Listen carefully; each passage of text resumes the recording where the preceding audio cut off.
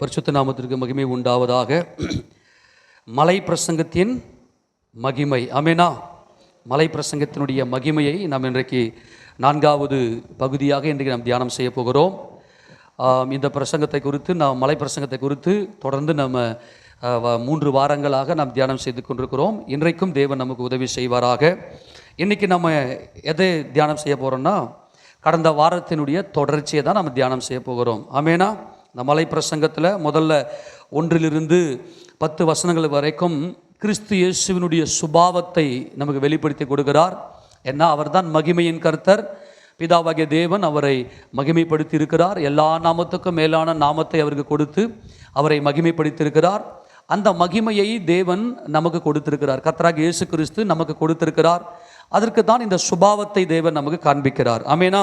அப்போ 10 வசனங்கள் வரைக்கும் பார்க்கும்போது கிறிஸ்துவின் சுபாவமும், 11வது வசனத்தில் ஒரு மனுஷன் கிறிஸ்துவின் சுபாவத்தை பெற்றுக்கொண்டால் அதற்கான அடையாளம் என்னவென்று சொன்னால், கிறிஸ்துவின் நிமித்தம் வரக்கூடிய நிந்தைகள், அவமானங்கள், பாடுகள் எல்லாவற்றையும் அவன் சகிப்பான். ஆமென் சொல்லாமா? அந்த 11, 12 வசனங்கள் என்ன, பரலோகத்தில் அவனுடைய பலன் மிகுதியாக இருக்கிறது என்று கர்த்தருடைய வேதம் நமக்கு சொல்லுகிறது. கர்த்தர் இயேசு கிறிஸ்து சொல்லிக் கொடுக்கிறார். அடுத்தது 13வது வசனம் என்ன அப்படின்னா, இவன் பூமியில் எப்படி இவனுடைய பார்வை மாறிவிடுகிறது. ஒரு கிறிஸ்தவனுடைய வாழ்க்கையில் கிறிஸ்துவ இயேசுவை அவன் தரித்து கொண்டானே ஆனால் அவனுடைய பார்வை என்ன ஆகுதுன்னா மாறிவிடுகிறது. எல்லாரையும் சமாதானத்தோடு பார்க்கிற ஒரு அனுபவத்துக்குள்ளே வருகிறான். அதுக்கு அடுத்தபடியாக 14 16 வசனங்களை நாம் வாசிக்கும்போது இந்த மனுஷனுக்கு எப்படிப்பட்ட ஒரு பூரணத்தை அவன் அடைகிறான், ஒரு கிறிஸ்தவன் எப்படிப்பட்ட பூரணத்தை அடைகிறான் என்பதுதான் 14, 15, 16 வசனங்கள். கடந்த வாரத்தில் நாம் பார்த்தோம் நற்கிரியை. ஆமெனா. அந்த மனுஷன், அந்த ஒரு விசுவாசி எப்படிப்பட்டவனாக மாறிவிடுகிறான் என்று சொன்னால், நற்கிரியை, நன்மை செய்கிறவனாகவே இருக்கிறான். ஆமெனா. ஒரு உண்மையான ஒரு கிறிஸ்தவன் யார் என்று சொன்னால், நற்கிரியைகள் செய்ய வேண்டும். அதாவது மற்றவர்களுக்கு நாம் நன்மைகளை செய்ய வேண்டும். ஆமெனா. அதுக்கு அநேக வசனங்கள் உண்டு. இன்றைக்கும் இந்த வசனத்தினுடைய ஒரு முழுமையை நாம் பார்த்து முடிக்க போகிறோம்.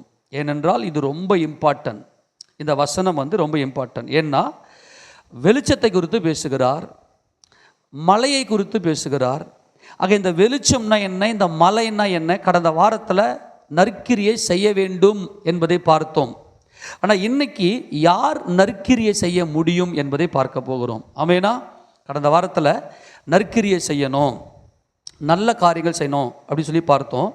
ஆனால் இன்றைக்கு யாரால் இந்த நற்கிரியை செய்ய முடியும்? ஆமென். எடுத்து வாசிங்க, 13 வாசிக்க பார்க்கலாம். நீங்கள் 14, 15, 16. நீங்கள் உலகத்திற்கு வெளிச்சமாய் இருக்கிறீர்கள். நீங்கள் உலகத்துக்கு வெளிச்சமாய் இருக்கிறீர்கள். மலையின் மேல் இருக்கிற பட்டணம் மறைந்திருக்க மாட்டாது. விளக்கை கொளுத்தி மரக்காலால் மூடி வைக்காமல் விளக்கு தண்டின் மேல் வைப்பார்கள். அப்பொழுது அது வீட்டில் உள்ள யாவருக்கும் வெளிச்சம் கொடுக்கும். இவ்விதமாய் மனுஷர் உங்கள் நற்கிரியைகளை கண்டு பரலோகத்தில் இருக்கிற உங்கள் பிதாவை மகிமைப்படுத்தும்படி உங்கள் வெளிச்சம் அவர்கள் முன்பாக பிரகாசிக்க கடவது. ஆமென் சொல்லாமா? இதை நல்லா கவனித்துக் கொள்ளுங்க. இவ்விதமாய் மனுஷர் உங்கள் நற்கிரியைகளை கண்டு, ஒரே ஒரு வார்த்தை சொல்லணும்னா, இயேசு கிறிஸ்து இந்த பூமியில் நன்மை செய்கிறவராகவே சுற்றி திரிந்தார். ஏனென்றால் அவர் மாத்திரமே தேவனை அறிந்தவர். தேவன் எப்படிப்பட்டவராக இருக்கிறார்? தேவன் ஆவியாக இருக்கிறார். நல்லா புரிந்து கொள்ள வேண்டும். இது ஆவிக்குரியவர்களுக்கான சத்தியம். ஒரு மனுஷன் மாம்சத்தில் இருப்பானே ஆனால் அவனுடைய ஆத்துமா இந்த மாம்சத்துக்கு அடிமைப்பட்டு இருக்குமே ஆனால் அந்த மனுஷனால் நன்மை செய்ய முடியாது. அவன் இருளில் இருக்கிறான். எவன் ஒருவன் பிதாவாகிய தேவனை, சர்வ வல்லவரை கண்டிருக்கிறானோ, அவனுடைய ஆத்துமா கண்டிருக்கிறதோ, அவனால் மட்டும்தான் நன்மை செய்ய முடியும், நற்கிரியை செய்ய முடியும். இப்போ ஆண்டவர் என்ன சொல்கிறாருன்னா, நீங்கள் உலகத்துக்கு வெளிச்சமாக இருக்கிறீர்கள், மலையின் மேல் இருக்கிற பட்டணம் மறைந்திருக்க மாட்டாது. ஆக இந்த வெளிச்சத்தையும் இந்த மலையையும் ஆண்டவர் என்ன பண்ணுறாருன்னா கம்பேரில் கொண்டு வரார். எது வெளிச்சம் அப்படின்னாக்கா, கர்த்தருடைய வசனம். நல்லா கவனிங்க. இந்த நற்கிரியை செய்ய வேண்டும் இல்லையா, இந்த நற்கிரியை இந்த நற்கிரியை குறித்து தான் புதிய ஏற்பட்ட சபையினுடைய போதகமே என்ன அப்படின்னா, ஒரு மனுஷன் நீதிமான் என்று சொன்னால் அவன் சகோதர சிநேகம் உடையவனாக அன்பில் தம்முடைய அன்பை மற்ற சகோதரனுக்கு வெளிப்படுத்தி காண்பிப்பான். அது முதல்ல நம்முடைய வீட்டில் ஆரம்பிக்க வேண்டும் என்று சொல்லி நம்ம கடந்த வாரத்தில் பார்த்தோம். நம்முடைய வீட்டில் நம்ம இன்றைக்கும் நம்முடைய வீடுகளில் பார்த்தோம்னா அநேக முறுமுறுப்புகள், ஏதோ கடமைக்கு செய்கிறது போல இருக்கும். ஆனால் ஆண்டவர் நம்மக்கிட்ட என்ன கேட்குறாருன்னு சொன்னாக்கா, நற்கிரியை. இவ்விதமாய் மனுஷர் உங்கள் நற்கிரியைகளை கண்டு. தேவன் நம்ம எதற்காக சிருஷ்டித்தார் என்று சொன்னால், இந்த அன்பை வெளிப்படுத்துவதற்காகத்தான். தேவனுடைய பிள்ளைகளாக நாம் இருக்க வேண்டும். நமக்கு ஒரே ஒரு தகப்பன் உண்டு. அவர் கர்த்தராகிய இயேசு கிறிஸ்துவின் மூலமாய் பிதாவாகிய தேவன் அவரை நாம் அப்பா என்று அழைக்கக்கூடிய புத்திர சுவிகாரத்தின் ஆவியை நமக்கு கொடுத்திருக்கிறார். அப்போ இயேசு கிறிஸ்துவின் நாமத்தில் தேவன் என் அப்பா அப்படின்னா, எல்லா சகோதரர்களும் எல்லா சகோதரிகளும் எனக்கு சொந்தமானவர்கள். ஆமேனா? அவர்களுக்கு நான் செய்கிற நன்மை, அவர்களுக்கு நான் செய்கிற நற்கிரியை என் தேவனுக்கு நான் செய்கிறேன். ஆமேன் சொல்லுவோமா? ஒரு சில வசனங்களை எடுத்து கொஞ்சம் வேகமாக காட்டுறேன். அப்போ தான் இந்த நற்கிரியனுடைய நோக்கம் நமக்கு புரியும். அதுக்கப்புறம் யார் இந்த நற்கிரியை செய்ய முடியும் என்பதை பார்க்க போகிறோம். நல்லா புரிந்து கொள்ளுங்க. நற்கிரியனை என்னன்னு பார்த்துட்டு யார் இந்த நற்கிரியை செய்ய முடியும் என்பதை பார்க்கலாம். முதலாவது யாக்கோபு நிருபத்தில், யாக்கோபு எழுதின நிருபம் 4வது அதிகாரம் 17வது வசனத்தை வாசிங்க பார்க்கலாம். 4ஆம் அதிகாரம் 17, யாக்கோபு 4:17. ஆதலால் ஒருவன் நன்மை செய்ய நல்லா கவனிக்கணும். ஒருவன் நன்மை செய்ய அறிந்தவனா இருந்தும் அதை செய்யாமற் போனால் அது அவனுக்கு பாவம். நல்லா கவனிக்க. பாவம்னா என்ன? நிறைய பேர் என்ன பண்றோம்னா, என்னென்னமோ கற்பனை பண்றோம். பாவம்னா நமக்குள்ளே தோன்றுகிற கற்பனைகள், அதெல்லாம் பாவம்னு சொல்லி. ஆனால் தேவனுடைய பார்வையில் எது பாவம் என்றால், உனக்கு நன்மை செய்கிற திராணி இருக்குது, அப்படி இருந்த உன்னால் நன்மை செய்ய முடியல அப்படின்னா, உன்னிடத்தில் உங்ககிட்ட பொருள் இருக்கையில் அதை உன் சகோதரனுக்கு நீ கொடுக்காம போயிட்டினாவே பாவம்ன்றாரு. அது பயங்கரமான அபத்தம். ஏனென்றால் நீ தேவனை அவமதிக்கிறாய். அப்போ தேவனை பற்றின அறிவு உங்ககிட்ட இல்லை. இதை யோவான் தம்முடைய நிருபத்தில் எழுதும்போது, முதலாவது நிருபத்தை திருப்பி கொள்ளுங்க. 1 யோவான் நிருபத்தில் 3வது அதிகாரம் 17வது வசனத்தை வாசிக்கலாம். ஒருவன் இவ்வுலக ஆஸ்தி உடையவனாய் இருந்து தன் சகோதரனுக்கு குறைச்சல் உண்டு என்று கண்டு தன் இருதயத்தை அவனுக்கு அடைத்து கொண்டால் அவனுக்குள்ள தேவ அன்பு நிலை கொள்வது எப்படி என்றாரு. நம்மெல்லாம் தேவனுடைய பிள்ளைகள். சபைக்குள்ள யாரெல்லாம்? நம்மளாம் யாரு? தேவனுடைய பிள்ளைகள். நான் தேவனுடைய பிள்ளை அப்படின்னா நல்லா கவனிங்க. இப்போ நம்மில் பார்த்தீங்கன்னா யாரும் அந்தளவுக்கு பெரிய பணக்காரர்கள் இல்லை. நல்ல சில பேர் பார்த்தீங்கன்னா நல்லா பணம் இருக்கும், நல்லா ஸ்டோர் பண்ணி வச்சுருப்பாங்க, பேங்க்லலாம் நல்லா ஸ்டோர் பண்ணி வச்சுருப்பாங்க. அப்படிப்பட்ட ஆட்களுக்கு சொல்கிறாரு. இப்போ நம்மக்கிட்ட கூட பார்த்தீங்கன்னாக்கா தேவைக்கு மிஞ்சி நம்முடைய அடிப்படை தேவைகள், இந்த இடத்துல சொல்கிறது என்னென்னா அடிப்படை தேவைகளுக்கும் அப்பாற்பட்டு கொஞ்சம் சொத்துக்கள் இருக்கும் நமக்குள்ள. அப்படி இருந்து கொண்டும் அடிப்படை தேவையே இல்லாமல் ஒருத்தன் நிற்பான். அவனுக்கு உன்னுடைய இருதயத்தை நீ அடைத்து கொள்ளாத. உன்னுடைய அடிப்படை தேவைகளுக்கும் மிஞ்சி உங்ககிட்ட பணம் இருக்குது, பொருள் இருக்கிறது, அதை எடுத்து கொடுப்பா. உனக்குள்ள தேவ அன்பு இருக்கிறது உண்மையானால், கிறிஸ்து உன் ரட்சகர் என்று சொல்வது உனக்கு உண்மையானால் அவனுக்கு உதவி செய் என்று சொல்லுகிறார். அப்போ ஆண்டவர் சொல்கிறது என்னென்னாக்கா, நல்லா கவனிங்க. நம்மளே ஏற்கனவே கொஞ்சம் இல்லாமல் இருப்போம். அந்த இல்லாமல் இருக்கிறதுலையும் எடுத்து கொடுக்கறது என்பது அது ஒரு உன்னத ஜீவியம் இல்லையா? நம்மையே பலியாக்கிட்டு கொடுக்கறது என்பது. ஆனால் கர்த்தர் என்ன சொல்கிறாருன்னா, உங்கள்கிட்ட இருக்குது, ஆனால் உன் சகோதரனுக்கு குறைச்சல் இருக்குது, உங்கள்கிட்ட நிறைய பொருள் இருக்குது. அப்படி நீ கொடுக்கலைன்னா உங்கள்கிட்ட எப்படி தேவ அன்பு நிலை கொண்டிருப்பது? என் பிள்ளைகளே, வசனத்தினாலும் நாவினாலும் அல்ல, கிரியையினாலும் உண்மையினாலும் அன்பு கூற கடவோம். சும்மாங்காட்டியும் வாயிலேயே என்ன பண்ணாத, வடை சுடாதீங்க, நான் ரொம்ப அன்பாக இருக்கிறேன், நான் ரொம்ப நேசிக்கிறேன் அப்படின்னு சொல்லாதீங்க. நீங்கள் நேசிக்கிறது உண்மைன்னா உங்ககிட்ட இருக்கிறது, நான் சொல்கிறது நல்லா வச்சுக்கின்னு இருக்கிறவங்கள அவங்களுக்கு சொல்கிறாரு. இப்போ ஆண்டவர் சொல்கிறாரு, அதை நீங்கள் எடுத்து நீங்கள் கிரியையில் உங்கள் நற்கிரியை செய்யுங்க, நல்ல காரியங்களை செய்யுங்க. மற்றவர்களுக்கு உங்களை பார்த்ததுமே ஆண்டவர் மேலே ஒரு நம்பிக்கை வரக்கூடிய கிரியைகள். இது இதுதான்னு சொல்லி போதிச்சோம்னாக்கா அது நியாயப்பிரமாணம் ஆகிடும். நம்முடைய கிரியைகளை பார்க்கும்போது எது நற்கிரியை என்றால், இதெல்லாம் நல்லது அப்படி அல்ல. நாம் செய்கிற இந்த காரியங்களை நம்ம பார்த்து மற்ற ஜனங்கள் பார்த்து தேவன் மேலே ஒரு ஈர்ப்பு வர வேண்டும், இயேசு கிறிஸ்துவின் மேலே ஒரு நம்பிக்கை வர வேண்டும். அப்போ இயேசு கிறிஸ்துவை ஆராதித்தா இப்படி தான் இருப்பாங்களா, இப்படிப்பட்ட ஒரு நல்ல குணாதிசயம் வந்துடுமா, இந்த நற்கிரியை வந்துடுமா என்கின்ற அந்த பார்வை வரக்கூடிய கிரியைகள் தான் நற்கிரியைகள். இதை முழுக்க முழுக்க பரிசுத்த ஆவியானவர் தான் நமக்குள்ளிருந்து செயல்படுத்துவார். சில வேளைகளில் நன்மை செய்கிறோம் அப்படின்னு போய் நினச்சி வம்பில் போய் மாட்டிக்குவோம், அதெல்லாம் நம்முடைய மாம்சத்தில் செய்யறது.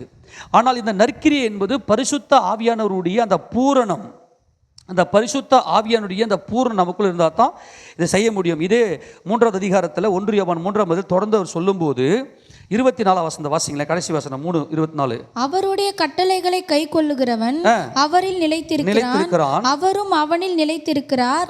அவர் நம்மில் நிலைத்திருக்கிறதை அவர் நமக்கு தந்துள்ள ஆவியினாலே அறிந்திருக்கிறோம். ஆவியானவர் தான் நமக்குள்ள என்ன செய்யறாருன்னா, நான் கிறிஸ்துவுக்குள்ள நிலைத்திருக்கிறேன், தேவ அன்புல நிலைத்திருக்கிறேன் என்பதை புரிந்து கொண்டு மற்றவருடைய சரியா பரிசுத்த ஆவியானவர் நமக்கு உணர்த்துவார்.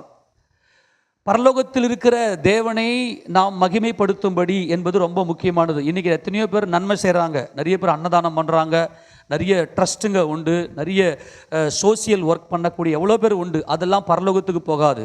ஆனால் பரிசுத்த ஆவியானவர் நமக்குள்ளே ஏவி என்ன பண்ணுவார்னா, தேவ சித்தம் செய்ய வைப்பார். இன்னாருக்கு நான் நன்மை செய்யும்படி என்னுடைய இருதயத்தில் சித்தம் கொண்டிருக்கிறேன். அந்த சித்தத்தை பரிசுத்த ஆவியானவர் நமக்குள்ளே கொடுத்து என்ன செய்வார்னா, சரியாக அந்த நற்கிரியை செய்ய வைப்பார். இது ரொம்ப முக்கியமான இந்த வார்த்தை. நற்கிரியை அப்படின்னாக்கா இன்றைக்கி எத்தனையோ ட்ரஸ்ட்டுங்களாக பண்ணுறாங்க, அந்த மாதிரி அல்ல. தேவ சித்தம், சொல்ல போனால் பூர்ணமாய் தேவ சித்தம், இதுதான் இந்த நற்கிரியை.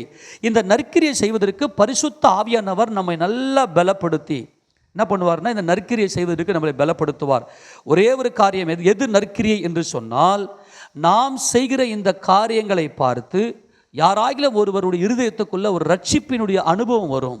என்னடா இவங்க ஒரு தெய்வீகமாக இருக்கிறாங்களே, இவங்களுக்குள்ள ஏதோ ஒரு தியாகம் இருக்கிறது, இவர்களுக்குள்ள ஒரு தெய்வ குணம் இருக்கிறது, இவர்களுக்குள்ள கடவுள் இருக்கிறார், இவர்களுக்குள்ள கர்த்தராகிய இயேசு கிறிஸ்து இருக்கிறார் என்கின்ற அந்த ஒரு உணர்வை அவர்களுக்கு கொண்டு வரும். அதுதான் நற்கிரியை. ஆமெனா? எல்லாருமே நற்கிரியை இல்லை. இப்போ நான் ட்ரெயினில் என்ன பண்ணேன், ஒருத்தரை நான் பார்த்தேன். எனக்கு முன்னாடி ஒரு ஃபேமிலி உட்காந்தாங்க. அவங்க என்ன பண்ணாங்கன்னா, ட்ரெயினில் ஒரு சமோசா வாங்கி சாப்பிட்டாங்க. சமோசா வாங்கி சாப்பிட்டுட்டு அவரை பார்த்தாக்க நல்ல இந்து மதத்தில் நல்லா தேர்னு நல்ல ஒரு பழுத்த பழம் மாதிரி இருக்கிறாரு, நல்லா பட்டாக்கட்டெல்லாம் வச்சுக்கின்னு பயங்கரமாக இருக்கிறார். அவரும் அவருடைய மனைவியும் அவர் என்ன பண்ணாங்கன்னா, சமோசா வாங்கி சாப்பிட்டுட்டு அந்த பேப்பரை வாங்கி என்ன பண்ண பேசிக்கின்னு என்ன பண்ணுறாரு, பேப்பரை தூக்கி போட்டு அது பிளாட்ஃபார்மில் விழுந்துருச்சு. அவர் என்ன பண்ணார்னா, குடுகுடுன்னு ஓடி போய், தெரியாமல் போட்டுன்னு சொல்லிட்டு ஓடி போய் அந்த பேப்பரை எடுத்து அப்புறம் அந்த டஸ்ட்பின் அந்த சைடில் தூக்கி போடுறாரு. என்ன சொல்கிறேன்னா, அவர் கிறிஸ்துவே அறியாதவர். நான் போடுற அந்த குப்பை இன்னொருத்தருக்கு டிஸ்டர்பன்ஸ் ஆகிக்கூடாது என்பதை அவர் யோசிக்கிறார். அது நேச்சுரலாகவே மனிதனுக்குள்ள ஒரு சில சுபாவங்கள் உண்டு. இது அல்ல தேவன் இங்கே சொல்கிறது, இது அல்ல. அவர் சித்தம் செய்ய வேண்டும். ஆமென். அவர் இன்னாருக்கு எப்படிப்பட்ட நன்மைகளை செய்ய வேண்டும் என்கின்ற அவர் சித்தம் நமக்குள் இருக்கும். அதை செய்வது தான் நற்கிரியை. தேவ சித்தம் செய்வது தான் நற்கிரியை. ஆமென் சொல்லுவோமா? இந்த நற்கிரியை பரிசுத்த ஆவியினாலே நம்ம ஒவ்வொரு நாளும் காலையில் எழுந்து ஆவியில் நல்லா நிரம்பி பலப்பட்டு ஜெபிச்சா தான் இந்த நம்மை கொண்டு தேவன் இந்த நற்கிரியைகளை செய்வதற்கு தேவன் உதவி செய்வார். ஆமென் சொல்லுவோமா? இதில் பார்த்தீங்கன்னாக்கா, தீத்துவுக்கு தம்முடைய நிருபத்தில் எழுதும்போது அப்போஸ்தலனாகிய பவுல் முழுக்க ஏன்னா தீத்து ஒரு ஊழியக்காரர், அவர் ஒரு பாஸ்டர்.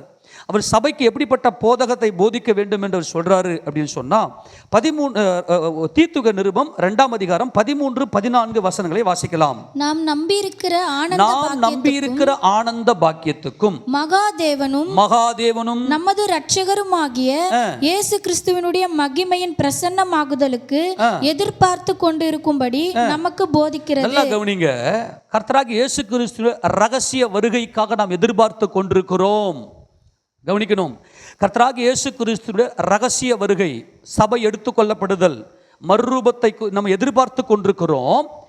அப்படி நீ வருகையில் எடுத்துக்கொள்ளப்படுவாய் என்பதற்கான ஒரே ஒரு தகுதி என்னவென்றால், தேவ சித்தம், பரிசுத்த ஆவியினால் நிரப்பப்பட்டு நற்கிரியை, தேவன் இன்னாருக்கு இந்த நற்கிரியை செய்யும்படி நம்முடைய உள்ளத்தில் ஏவுவார். அதுதான் தேவ சித்தம், அதுதான் நற்கிரியை. நான் போயிட்டு எல்லாருக்கும் ஹெல்ப் பண்ணுறேன் அப்படின்னு சொல்லிட்டு போய் மாட்டிக்கூடாது. நான் அந்த மாதிரி மாட்டிக்கின விஷயம் நிறைய உண்டு. தேவையில்லாமல் போயின்னு இருப்பாங்க. நான் நல்லது பண்ணுறேன் பாருன்னு சொல்லிட்டு, வரீங்களா பைக்கில் அப்படின்னு சொல்லி அவங்களை ஏற்றிக்கின்னு தேவையில்லாமல் அவங்க கூட பேச்சு வாக்கு கொடுத்து மாட்டி நிறைய பிரச்சனை. நான் அந்த மாதிரி நிறைய மாட்டி இருக்கிறேன். அதுக்கப்புறம் தான் நான் உணர்ந்தேன், ஆஹா, தேவன் நமக்கு சொல்லாமல் நாம் செய்கிற எந்த ஒரு காரியமே அது நறுக்கிரியே அல்ல. கடந்த வாரத்தில் கூட பார்த்தீங்கன்னா பக்கத்தில் கொய்யாக்காய் வாங்கலான்னு சொல்லிட்டு போயிருந்தேன். அப்படி போகும்போது அந்த நரசிங்கபுரம் பிரிட்ஜில் ஒருத்தர் உக்காந்தார். அவர் சட்டெல்லாம் போடாமல் அப்படியே என்னமோ பெண்ணாத்திக்கின்னு, அவருக்கு யாருமே இல்லை, தெருவில் தான் இருக்கிறாரு. என்ன பண்ண, ஐயோ பாவம் பசியாமல் இருப்பார் போல் சொல்லிட்டு, சரி நம்ம கொய்யாக்காய் வாங்கிக்கின்னு வரும்போது அவருக்கு ஒரு கொய்யாக்காய் தரலாம் அப்படின்னு சொல்லிட்டு மனசில் தீர்மானம் பண்ணிக்கின்னு போயிட்டு கொய்யாக்காய் வாங்கிக்கின்னு வந்துட்டு அவர்கிட்ட என்னங்க கொய்யாக்காய் சாப்பிட்டீங்களான்னு கேட்டால் இல்லைன்னாரு. கொய்யாக்காய் சாப்பிட்றீங்களா அப்படின்னு சொல்லிட்டு கொடுத்ததும் அவர் என்ன பண்ணுறாருன்னா வாங்கிக்கின்னு அவரே பேச ஆரம்பித்தார். உங்களுக்கு அது ஒத்துக்காது, அது மஞ்சா, அது மஞ்சா குங்கும மஞ்சா வச்சுருக்குது. தூரம் ஒரு பில்டிங்கை காட்டுறாரு. அதுக்கப்புறமா நீங்கள் வேறு அப்படின்னு சொல்லிட்டு என்னை பார்த்துட்டு ஏதோ பேசுகிறாரு, பிணாத்துறாரு. சரி நல்லா இருக்கிற போல் சொல்லுங்க, ஏங்க இயேசு நல்லவருங்க, அவர் உங்களுக்கு விடுதலை கொடுப்பார், நல்லது அப்படின்னு சொல்லிட்டு இயேசு ராஜாவை பற்றி ஒரு மாதிரி தப்பாக பேசுகிறான் அந்த ஆள். அட்டாப்பாவீங்களா, நம்ம தேவையில்ல வம்பில் மாட்டிக்கணுமே. இப்போ அந்த ஆள்கிட்ட நம்ம எவ்வளவு பேசினாலும் பேச்சை கொடுக்க முடியல. அங்கே தேவையில்லாத ஒரு காரியத்தில் போய் மாட்டிக்கின மாதிரி ஆகிப்போச்சு. அப்போ என்ன நடக்குதுன்னா, பரிசுத்த ஆவியான நமக்குள்ளே ஏவி ஒரு மனுஷனுடைய நெருக்கங்களை புரிந்து கொண்டு அந்த நற்கிரியைகளை நாம் என்ன பண்ண செய்ய வேண்டும். அதுக்கு என்ன செய்வார் அப்படின்னு சொன்னாக்கா, அதுக்கு தான் அடுத்த வசனம் வாசிங்க பார்க்கலாம். 14வது வசனம். அவர் நம்மை சகல அக்கிரமங்களினின்று மீட்டுக்கொண்டு தமக்குரிய சொந்த ஜனங்களாகவும், நல்லா கவனிங்க, தமக்குரிய சொந்த ஜனங்களாகவும் நற்கிரியைகளை செய்ய பக்தி வைராக்கியம் உள்ளவர்களாகவும் நம்மை சுத்திகரிக்கும்படி. இதை கவனிங்க பார்க்கலாம். நமக்காக தம்மைத்தாமே ஒப்பு கொடுத்தார். நல்லா பண்ணி, இது ஒவ்வொரு வார்த்தையும் பயங்கரமான சத்தியங்களை உள்ளடக்கி நம்முடைய ஜீவியத்தில் இதை கொண்டு வரும்படியாய் அப்போஸ்தலர் பவுல் இங்கே போதிக்கிறார். அவர் நம்மை சகல அக்கிரமங்களினின்று மீட்டுக்கொண்டு தமக்குரிய சொந்த ஜனம், நம்மளா தேவனுடைய ஜனங்கள், ஆமேனா, தேவனுடைய பிள்ளைகள், அவருடைய சொந்த ஜனங்களாக இருக்கணும்னா நற்கிரியைகளை செய்வதற்கு பக்தி வைராக்கியம் இருக்க வேண்டும். இந்த நற்கிரியைகளை செய்வதற்கு பக்தி வைராக்கியம் என்று சொல்லுவது கண்ணை மூடிக்கின்னு எல்லாருக்கும் போய் கூப்பிட்டு பண்ணுறது அல்ல. நான் மறுபடியும் சொல்லுகிறேன், அந்த மாதிரி நிறைய பேர் அது சுயநீதி, அது நியாயப்பிரமான சுயநீதி. இப்போது புதிய ஏற்பட்ட காலத்தில் பரிசுத்த ஆவியானவர் தேவன் நமக்கு கொடுத்திருக்கிறார். இந்த பரிசுத்த ஆவியுடைய பலத்தில் நம்ம ஆவியில் ஒவ்வொரு வேண்டிய அனலாக இருப்போம்னா சரியாக கர்த்தர் நம்மை நடத்துவார். நற்கிரியை செய்வதற்கு என் பிள்ளைக்கு இது தேவையாக இருக்குது, அவர் சொல்லணும், நீ போய் இதை செய். எத்தனையோ பேருக்கு நான் ஏற்கனவே சொல்லியிருக்கேன் இல்லையா, ஒரு சாட்சி. ஒருத்தருக்கு கேன்சர், அந்த கேன்சர் கட்டியிலிருந்து அவர்களால் விடுதலை ஆக முடியல. அந்த வலிகள், அந்த கேன்சர் கட்டியுடைய வலிகள் அவ்வளவு கொடுமை, அவரே ட்ரெஸ்ஸிங் பண்ணிக்க முடியல. அப்போ ஆண்டவர் சமூகத்தில் ஒரு தேவ மனிதன் நல்லா ஜெபித்து கொண்டிருக்கிறார். ஆண்டவரே, நான் உமக்காக நான் எதாவது செய்யணும் ஆண்டவர், உங்கள் சித்த செய்யணும்னு சொல்லிட்டு. அப்போ ஆண்டவர் சொல்கிறாரு, இதை நீ போயிட்டு இப்போ இந்த 4வது தெருவில் அட்ரஸ் சொல்கிறாரு. 4வது தெருவில் ஒருத்தர் இருக்கிறாரு, கேன்சர் கட்டியோடு இருக்கிறாரு, அவருக்கு நீ போயிட்டு பணிவிட செய் அப்படின்னு சொல்லிட்டு ஆண்டவர் இவருடைய உள்ளத்தில் பேசுகிறார். அப்போ இவருடைய உள்ளத்தில் பேசும்போது அங்கே போனால் அவருடைய அந்த கட்டியெல்லாம் பார்த்தோன்னா உடம்புல கொடூரமாக இருக்கிறது. அந்த கட்டியை இவரால் மனம் ஒப்பி செய்ய முடியல. 1 நாள் செஞ்சார், 2 நாள் செஞ்சார், நல்லா உற்சாகமாக இருந்துச்சு, ஆண்டவருக்காக செய்தார். அதுக்கப்புறம் கொஞ்சம் போக போக பார்த்தீங்கன்னா அவருக்கு அந்த ஒரு மாம்சம் தடுக்குது. பரிசுத்த ஆவியில் பலனடைஞ்சு அவர் என்ன பண்ணார், அவருக்கு நல்லா உதவி செய்தார், நற்கிரியை செய்தார். ஆனால் ஒரு ஸ்டேஜில் வந்தபோது, ஆண்டவரே என்னால் மனம் ஒப்பி செய்ய முடியல, ஆனால் ஆண்டவருடைய சித்தம், அவருக்கு நான் நல்லா பணிவிடை செய்ய வேண்டும், ஆனால் என்னுடைய மாம்சம் என்னை தடுக்குதுன்னு சொல்லிட்டு அவர் கடைசியில் ஒரு காரியத்தை செய்தார். என்னால் முடியலன்னு சொல்லிட்டு ஆண்டவர் ஏன் மனசு ஒப்பு வரல, உடனே அந்த கேன்சர் கட்டியை கழுவி அதை குடிச்சிட்டாராம். என் தேவ சித்தம் என்னால் செய்ய முடியலையே, நான் மனம் ஒப்பி இதை செய்யணும். நல்லா கவனிங்க, ஆண்டவர் நம்முடைய உள்ளத்தில் பேசுவார். நீ போயிட்டு இன்னார்கிட்ட செய்ய, அதுதான் நற்கிரியை. அப்போ இந்த நற்கிரியை செய்வதற்கு நமக்கு பக்தி வைராக்கியம் உண்டாக்கும்படி கிறிஸ்து இயேசு தம்மைத்தாமே ஒப்பு கொடுத்தார். பலியை பற்றி பேசுகிறாரு. இயேசு கிறிஸ்து கல்வாரி சிலுவையில் பலியானதுக்கான காரணமே என்னன்னா, நன்மை செய்வதற்காக, நற்கிரியை செய்வதற்காக, தேவ சித்தம் செய்வதற்காக. பரிசுத்த ஆவியானவர் தேவனுடைய ஆழங்களையும் அறிந்திருக்கிறார்.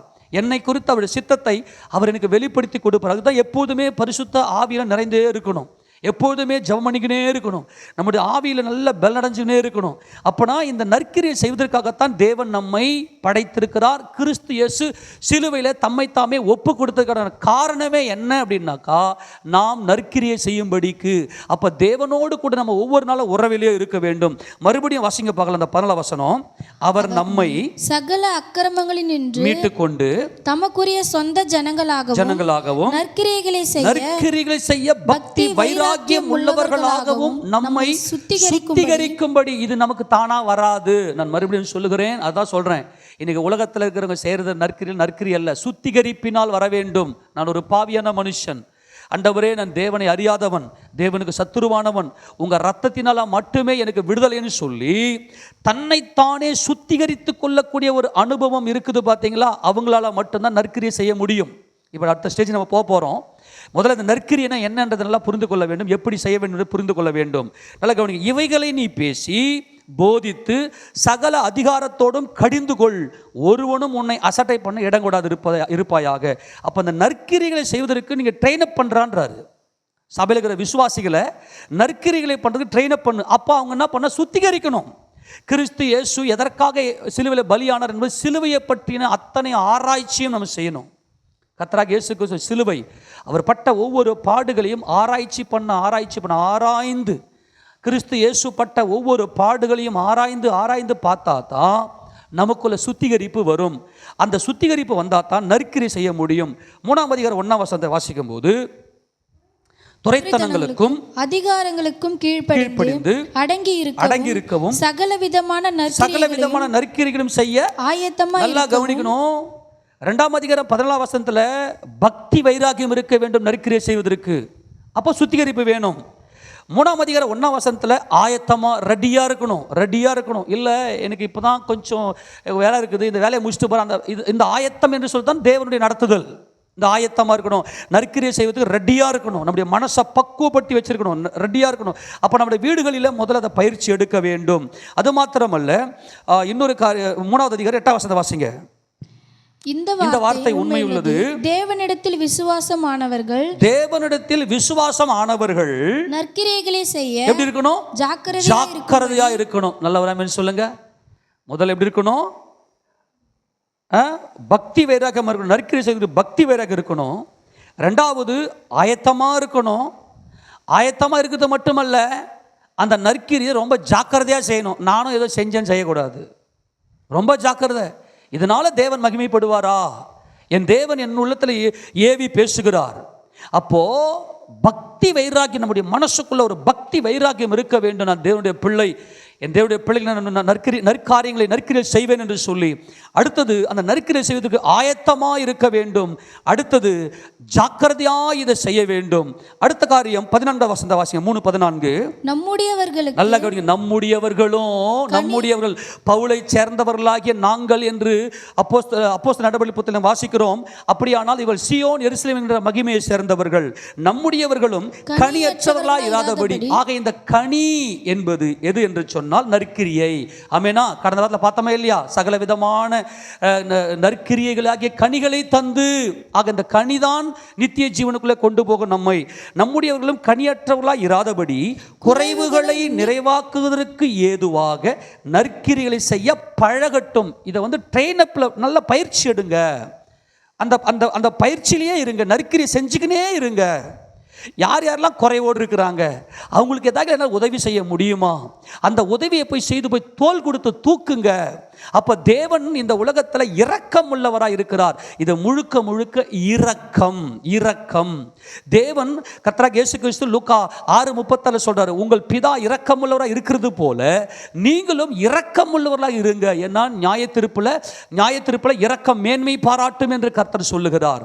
அப்படியானால் இந்த இடத்துல ஆண்டவர் என்ன சொல்றாருன்னா, ஒவ்வொரு மனுஷனுக்கும் நன்மை செய்யுங்க, பழகுங்க, பக்தி வைராக்கியமா இருங்க, ஆயத்தமா இருங்க, ஜாக்கிரதையாய் நன்மை செய்யுங்க, அதை பழகுங்க, அதை பயிற்சியிலேயே இருங்க என்று கர்த்தர் சொல்லுகிறார். சரி, அப்போ இந்த இரக்க குணம், இந்த நற்கிரியை செய்கிற இந்த இரக்க குணம் நமக்குள்ள எப்பொழுது வரும் என்றால், நீங்கள் உலகத்துக்கு வெளிச்சமாக இருக்கிறீர்கள். கர்த்தருடைய வசனம் தான் நமக்கு அந்த வார்த்தை தான் நமக்கு வெளிச்சம். 119 சங்கீதம் 105 வசனத்தில், உம்முடைய வசனம் என் கால்களுக்கு தீபமும் என் பாதைக்கு வெளிச்சமாய் இருக்கிறது. அந்த வார்த்தையானவர் தான் கர்த்தராகி இயேசு கிறிஸ்து. யோவான் சுவிசேஷம் 8:12, நான் உலகத்துக்கு ஒளியாக இருக்கிறேன், ஒருவன் என்னை பின்பற்றுவானேயானால் அவன் இருளிலே நடவாமல் ஜீவ ஒளியை அடைந்திருப்பான். இதெல்லாம் ஒன்று அப்ளை பண்ணி கம்பேர் பண்ணி பார்த்தா தான் இந்த சத்தியங்கள்லாம் நமக்கு புரிய ஆரம்பிக்கும். ஆமென் சொல்லுவோமா? அப்போது நீங்கள் உலகத்துக்கு வெளிச்சமாக இருக்கிறீர்கள் அப்படின்னா என்ன அர்த்தம்னா, நீங்கள் வசனத்தில் பூர்ணப்பட்டுட்டீங்கன்னு அர்த்தம். ஆமென். ஒரு மனுஷன் கிறிஸ்து இயேசுவினுடைய வார்த்தையில் அவன் பூர்ணப்பட வேண்டும். ஏனென்றால் இந்த மாம்சம் என்பது இருள். இந்த மாம்சம் என்பது இருள். இந்த மாம்ச சித்தம் நம்ம சிந்திக்கிறோம், வார்த்தை தான் சிந்திக்கிறோம், அந்த வார்த்தை தான் செயலாகிறது.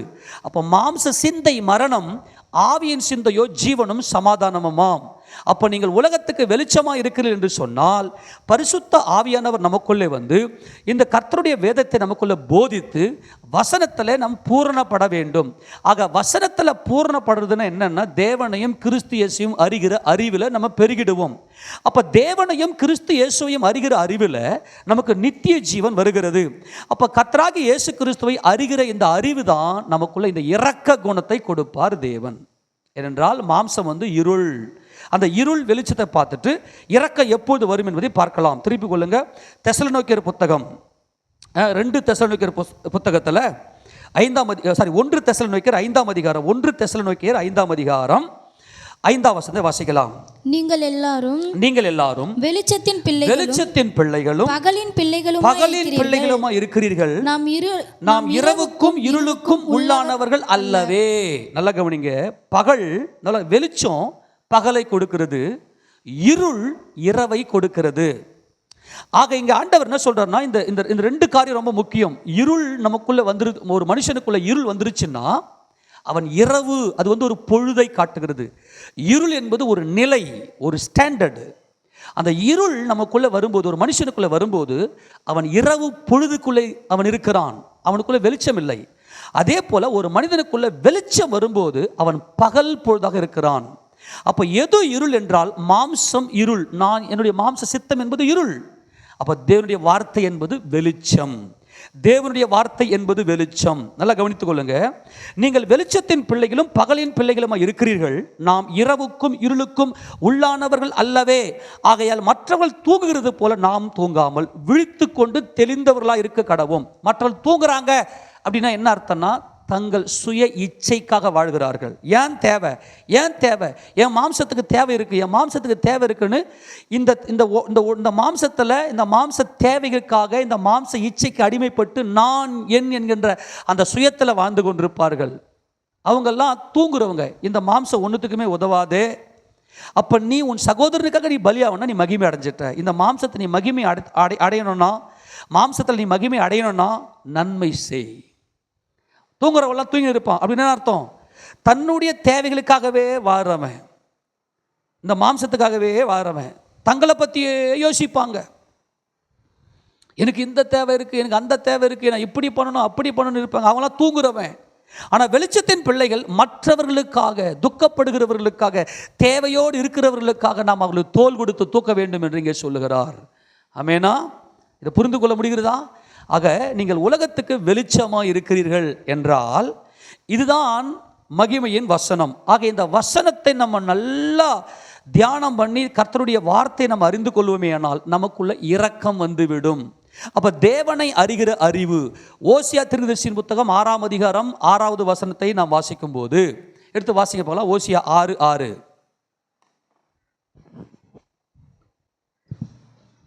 பலியை அல்ல இரக்கத்தையும் தகன பலிகளை பார்க்கிலும் தேவனை அறிகிற அறிவையும் விரும்புகிறேன். இந்த இரக்கம் நமக்கு எப்பொழுது வரும் அப்படின்னா, தேவனை அறிகிற அறிவு. தேவனை அறிகிற அறிவு எதெல்லாம் வரும்னா வசனத்தில் தான் வரும். ஆக நான் ஒவ்வொரு மனுஷன் தன்னை அறிந்திருக்கிறான், என் தேவைகள் என்ன என்பதை அறிந்திருக்கிறான், நான் எப்படி இந்த பூமியில் வாழ போறேன் என்பதை அறிந்திருக்கிறான். அது இருள். எது வெளிச்சம் என்றால் தேவனை அறிகிற அறிவு. ஒன்றான மெய் தேவனாகிய உம்மையும் நீர் அனுப்பினவராக இயேசு கிறிஸ்து அறிவதே நித்திய ஜீவன். இந்த நித்திய ஜீவன் தான், இந்த வெளிச்சம் தான் நமக்கு நித்திய ஜீவனை கொடுக்கும். இரவும் பகலும் அவருடைய வேதத்தில் தியானமாக இருக்கிற மனுஷன் பாக்கியவான். ஆமேனா? அப்போ இரவும் பகலும் கர்த்தருடைய வேதத்தில் நம்ம அறிந்து கொண்டிருக்கும் போது கிறிஸ்து இயேசுவோடு கூட நம்முடைய மாம்சத்தை சிலுவையில் அடிக்கிற அந்த அனுபவத்துக்குள்ளே நம்ம வந்து விடுவோம். ஆட்டோமேட்டிக்காக நம்ம தேவனுடைய பிள்ளையாக மாறி வெளிச்சம் கொடுக்க ஆரம்பிப்போம். ஆமேனா? ஆக இந்த வேத வசனத்தை நம்ம நல்லா புரிந்து கொண்டால்தான், இந்த வேத வசனத்தில் தான் நமக்கு இந்த இரக்க குணம் வரும். அவங்க தான் நற்கிரியை செய்வாங்க. அப்போ வெளிச்சம்னா தேவனுடைய வார்த்தை. தேவனுடைய வார்த்தையை நம்மளா பூர்ணமாய் அறிந்து கொள்ளும்போது, ஆராய்ச்சி செய்யும்போது நமக்குள்ள வெளிச்சமாக மாறுகிறோம். அந்த வெளிச்சமாக மாறப்பட்ட நம்மை தேவன் மலையின் மேல் இருக்கிற பட்டணம் என்று சொல்லுகிறார். இது முழுக்க முழுக்க மணவாட்டி சபையை குறித்து பேசுகிறார். மணவாட்டிக்கு மட்டும்தான் இந்த இரக்கம் வரும். நல்லா கவனிங்க. 112ஆம் சங்கீதம் அதில் 4வது வசனத்தை வாசிக்கும் போது 112:4 வாசிங்க பார்க்கலாம். செம்மையானவர்களுக்கு இருளிலே வெளிச்சம் உதிக்கும், அவன் இரக்கமும் மன உருக்கமும் நீதியும் உள்ளவன். நல்லா கவனிங்க. இந்த இரக்கம் எப்பொழுது வரும்? நல்லா கவனிங்க. நற்கிரியை யார் செய்ய முடியும்? இரக்கம் உள்ளவர்கள் தான் செய்ய முடியும். சரி, இரக்கம் உள்ளவர்கள் யார்? தேவனுடைய வசனத்தின் வெளிச்சத்தில் பூர்ணப்பட்டவர்கள். தேவனுடைய வசனத்தை நம்ம தியானிக்க நமக்கு என்ன நடக்கும்? மாம்சமாகிய இருளுக்கு செத்து வெளிச்சமாகிய இயேசு கிறிஸ்துவுக்கு பிழைத்திருப்போம். அப்போ இயேசு கிறிஸ்து நமக்குள்ளே இருப்பாரே ஆனால் செம்மையானவர்களாக இந்த இருள், மாம்சமாகிய இந்த இருளிலே வெளிச்சம் உதிக்கும்னு சொல்கிறாரு. இப்போ நம்ம பார்த்தோம் மாம்சம்தான் இருள் அப்படின்னு. ஆமேனா? இந்த இருளில் செம்மையானவர்களுக்கு யார் இந்த செம்மையானவர்கள்? யெஷூரன். யார் இந்த யெஷூரன்? அப்ரைட். யார் இந்த அப்ரைட்? இயேசு கிறிஸ்துவே ராஜாதி ராஜா, என் பாவத்துக்காக இயேசு கிறிஸ்து சிலுவையில் பலியானார் என்ற விசுவாசம் உடையவர்கள் செம்மையானவர்கள். இந்த செம்மையானவர்களுக்கு இருளிலே மாம்சத்தில் இருக்கும்போதே வேத வசனத்துடைய வெளிச்சம் அவர்களுக்குள்ளே உதிக்கும். அவங்க எப்படி இருப்பாங்கன்னா இரக்கமும் மன உருக்கமும் நீதியும் உள்ளவர்களாக இருப்பாங்க. இவங்க தான் என்ன செய்வாங்கன்னாக்கா, நற்கிரியை செய்வதற்கு பக்தி வைராக்கியமும் அந்த ஒரு இரக்கமும் மன உருக்கமும் ஆயத்தமாகவும் அப்புறம் ஜாக்கிரதையாய் நீதி செய்வார்கள். அவர்கள் அதை பழகி கொண்டே இருப்பார்கள். புரிஞ்சு போச்சா? இரக்கம், மன உருக்கம், நீதினா? ஆமேனா? இரக்கம் என்பது பக்தி வைராக்கியம், நற்கிரியை செய்வதற்கு பக்தி வைராக்கியம். அதுக்கப்புறம் மன உருக்கம் என்பது ஆயத்தம். எப்போதுமே ஆயத்தமாக இருப்பாங்க, மன உருக்கமாகவே ரெடியாக இருப்பாங்க. அவங்களுக்கு மன உருக்கம் எப்பவுமே இருந்து இருக்கும். அதுக்கப்புறம் நீதி, எப்படி ஜாக்கிரதையாய் நீதி செய்வாங்க. நானும் செஞ்சேன் அப்படின்னு அல்ல, அவங்களுக்கு பயன்படும்படியாய் செய்வார்கள். அப்போது ஆதியாகமத்திலிருந்து வெளிப்படுத்தின விசேஷம் வரைக்கும் வேதத்தை நல்லா ஆராய்ச்சி பண்ணணும். அந்த வேத வெளிச்சத்தை நல்லா அலச வேண்டும். அது ஒரு மனுஷன் ஆராய்ச்சி பண்ண பண்ண பண்ண பண்ண தன்னுடைய மாம்சத்தை சிலுவையில் அவன் ஆணி எடுத்து கொன்று இயேசு கிறிஸ்துவோடு சிலுவையில் மரித்து அடக்கம் பண்ணப்பட்ட உயிர்த்தெழுந்த அனுபவம் அவனுக்குள்ளே வந்துடும். அவன் முழுக்க முழுக்க தேவ சித்தத்துக்காகவே வாழ்வான், நற்கிரியை செய்வதற்காகவே வாழ்வான். எத்தனை பேர் சொல்றது புரிஞ்சு போச்சு? ஆமேனா? சரி, இந்த வசனத்தை நம்ம இது உண்மையிலேயே வசனம் தானா அப்படி 4ஆம் வசனம் சொல்றாரு இல்லையா? அப்ப 112:1 வாசிங்க பார்க்கலாம். அல்லேலூயா. கர்த்தருக்கு பயந்து அவருடைய கட்டளைகளில் மிகவும் பிரியமா இருக்கிற மனுஷன் பாக்கியவான். இதான் வெளிச்சம். ஆமேனா? உம்முடைய வசனம் என் கால்களுக்கு தீபமும் என் பாதைக்கு வெளிச்சமா இருக்கிறது. நல்லா கவனிங்க. ஆக இந்த மாம்சம் இதுதான் இருள், வெளிச்சம் இதுதான் நமக்கு இரக்கத்தை கொடுக்கும். வசனத்தை தியானித்து, ஆமேனா? வசனத்தை தியானிச்சோம்னாவே மாம்ச சிலுவை அடிச்சிடும் நம்ம. ஏன்னா முழுக்க முழுக்க இந்த வசனம் இயேசு கிறிஸ்து. ஆமேனா? இயேசு கிறிஸ்தான வார்த்தை. அவர் ஏன் பலியானார்? அப்போ இந்த கர்த்தருடைய கட்டளைகளில் மிகவும் பிரியமாக இருக்கணும். கர்த்தருடைய கட்டளை என்று சொல்லப்பட்டிருக்கிறது. நான் எதை செய்யணும், எதை செய்யக்கூடாது. நியாயப்பிரமாணத்தில் மொத்தம் எத்தனை கற்பனை? 613 கற்பனையாக பிரிப்பார்கள். தேவனுடைய கட்டளையை 613 கற்பனைகளாக பிரிப்பார்கள். அதில் 365 கட்டளைகளை செய்யாதே என்றும் 248 கட்டளை செய் என்றும் இருக்கும். ஆக இந்த அவருடைய கட்டளைகளில் மிகவும் பிரியமாக இருக்கிற மனுஷன் அப்படின்னு என்ன அர்த்தம்னாக்கா, நான் எதை செய்யணும் எதை செய்யக்கூடாது என்ற அறிவு இருக்கணும். பரிசுத்தத்திற்கும் பரிசுத்தம் இல்லாததற்கும் வித்தியாசம் தெரிந்திருக்க வேண்டும். இது லேவியின் அபிஷேகம். இந்த லேவியினுடைய அபிஷேகம் நமக்குள் இருக்கும்போது, ஏனென்றால் இந்த லேவியர்கள் தான் பரிசுத்தம் உள்ளதற்கும் பரிசுத்தம் இல்லாததற்கும் வித்தியாசம் பண்ணக்கூடியவர்கள், அதை போதிக்கக்கூடியவர்கள். அப்போ இங்கே ஆண்டவர் என்ன சொல்றாருன்னா, லேவியர்களை அவருடைய சேஷ்ட புத்திரனாக தெரிந்து கொண்டு மகா பரிசுத்த ஸ்தலத்துக்குள்ளே வரக்கூடிய ஸ்லாக்கியத்தை ஆரோனுக்கு தேவன் கொடுத்தார். ஆக அவருடைய தெரிந்து கொள்ளுதல்ல லேவியர்கள் விசேஷமானவர்கள், அவருடைய சேஷ்ட புத்திரர்கள். ராஜ கோத்திரம் யூதா கோத்திரம், லேவி கோத்திரம், ஆசாரிய கோத்திரம், லேவி கோத்திரம், ஆசாரியர்கள் லேவி கோத்திரம். ஆக அவருடைய கட்டளை என்று சொல்லும்போது அவர் ஆர்டர் கொடுக்கிறாரு தாம் பிள்ளைங்களுக்கு. ஒரு பிள்ளை தான் அப்பாவுடைய வார்த்தைக்கு கீழ்ப்படிந்து எதை செய்யணும் எதை செய்யக்கூடாது என்கின்ற அறிவு இருக்கும். அப்படி போல இங்கே ஆண்டவர் என்ன சொல்றாருனாக்கா, நீ இரக்கம் உள்ளவனா இருக்கணும்னா என் வேதத்தை ஆராய்ந்து பார். ஆமென் சொல்லுவோமா?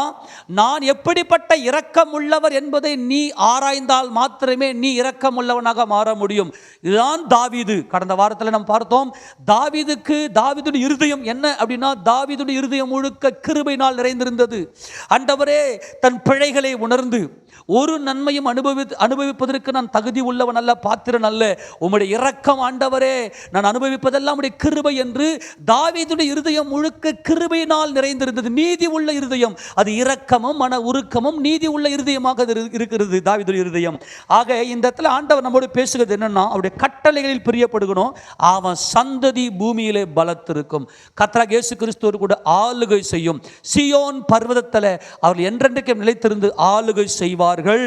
செம்மையானுடைய வம்சம் ஆசீர்வதிக்கப்படும். அப்புறம் 3ஆம் வசனம், ஆஸ்தியும் ஐஸ்வர்யமும் அவன் வீட்டில் இருக்கும், அவனுடைய நீதி என்றென்றைக்கும் நிற்கும். ஆமெனா? இந்த நீதி தான் தாவீது நீதி உள்ளவராக ஆளுகை செய்கிறார். சீயோன் பர்வதத்தில் ஆளுகை செய்கிறார். ஆக நல்லா கவனிங்க, எந்த இடத்துல இருந்து தேவன் ஆளுகை செய்ய போறார்? சீயோன் பர்வதத்தில். ஆமெனா? நான் என்னுடைய பரிசுத்த பர்வதமாக சீயோன் மீதிலே என்னுடைய ராஜாவை அபிஷேகம் பண்ணி வைத்தேன் என்று சொல்லுகிறாரே. அப்போ இந்த வெளிச்சம் சீயோன் பர்வதத்துக்கு கொண்டு போகிறது. அந்த இரக்கம் மனதுருக்கம், அந்த நீதி சீயோன் பர்வதத்தில் ஆளுகை செய்யும்படி போகிறது. அப்போ கர்த்தராகிய இயேசு கிறிஸ்துவே தேவனால் ஏற்படுத்தப்பட்ட நியாயாதிபதி, அவரே ராஜாதி ராஜா. அவரை தம் சொந்த இரட்சகராக ஏற்றுக்கொண்ட மணவாட்டி தான் ஆண்டவர் இங்கே மலை பிரசங்கத்தில் பேசுகிறார். புரிஞ்சு போச்சா? இப்போ நீங்கள் உலகத்துக்கு வெளிச்சமாக இருக்கிறீர்கள், மலையின் மேல் இருக்கிற பட்டணம் மறைந்திருக்க மாட்டாது. ஆக இந்த வெளிச்சத்தையும் இந்த சீயோன் பர்வதத்தையும் ஏன் கம்பேர் பண்றார் அப்படின்னா, நீங்க இரக்கம் உள்ளவங்களாக இருந்தால் மட்டும்தான் ஆளுகை செய்ய முடியும். கிறிஸ்தவ மார்க்கம் இரக்கம். ஆமெனா? இந்த இரக்கம் எப்பொழுது நமக்குள்ளே ஊற்றெடுக்கும் என்றால், இந்த இரக்கம் நமக்குள்ள எப்பொழுது ஊற்றெடுக்கும் என்றால், தேவனுடைய வார்த்தைகளை ஆராய்ந்து பார்க்கும்போது. நல்ல ஆராய்ச்சி செய்யணும். ஆதியாகமத்திலிருந்து வெளிப்படுத்தின விசேஷம் வரைக்கும் வேதத்தை நல்ல ஆராய்ச்சி செய்யும் போது கிறிஸ்துவனுடைய பலியினுடைய பூரணம் எனக்கானது என்பதை நாம் எடுத்துக்கொண்டு அதில் பூரணப்படுவோம். ஆமென். கொஞ்சம் டிஃபிகல்ட்டாக இருக்கிற மாதிரி தெரியும், தயவுசெய்து கொஞ்சம் டிஃபிகல்ட்டாக இருக்கிறதுக்கு வாய்ப்பே இல்லை. ஏன்னா இரக்கம், மனதுருக்கம், அன்பு, நீதி ஞாபகம் இருக்குதா? போர்டிலலாம் எழுதி போட்டு ஸ்லைடு போட்டு காட்டி நமக்கு கொண்டு போனோம். இதெல்லாம் நீங்கள் ஈஸியாக புரிஞ்சுக்கணும். நான் கர்த்தருக்குள்ள விசுவாசிக்கிறேன். கர்த்தர் நம்மில் மகிமைப்படுவாராக. ஆக ஏதோ சும்மா இல்லை, இந்த மலை பிரசங்கம் ஏதோ சும்மா இல்லை, என்னமோ வெளிச்சன்றாரு, உடனே பார்த்தா மலையின் மேல் இருக்கிற பட்டணன்றாரு. ஆக இந்த வெளிச்சமுடையவர்கள் தான் மலை மேல் இருக்கிற பட்டணமாகிய எருசலேம் பட்டணம். எருசலேம் சீயோன் என்கிற தம்முடைய மணவாட்டியை பற்றி பேசுகிறார். ஆமென். அதில் தான் இவ்வளோ ஸ்ட்ராங்காக பேசின்னு இருக்கிறேன். 2 வாரமாக இந்த மணவாட்டியை பற்றியே பேசுகிறேன். ஏன்னா இதுக்கப்புறம் வரக்கூடிய அந்த மலை பிரசங்கத்துடைய வார்த்தைகள் எல்லாம் பார்த்தீங்கன்னா, நம்ம என்ன இந்த நியாயப்பிரமாணத்துடைய கிரியைகள் எப்படிப்பட்டது, ஒரு மணவாட்டினுடைய கிரியை எப்படிப்பட்டது, மாம்சம் எப்படிப்பட்டது, தேவனுடைய ஆவி எப்படிப்பட்டது என்பதை குறித்தே பேசியிருப்பார்.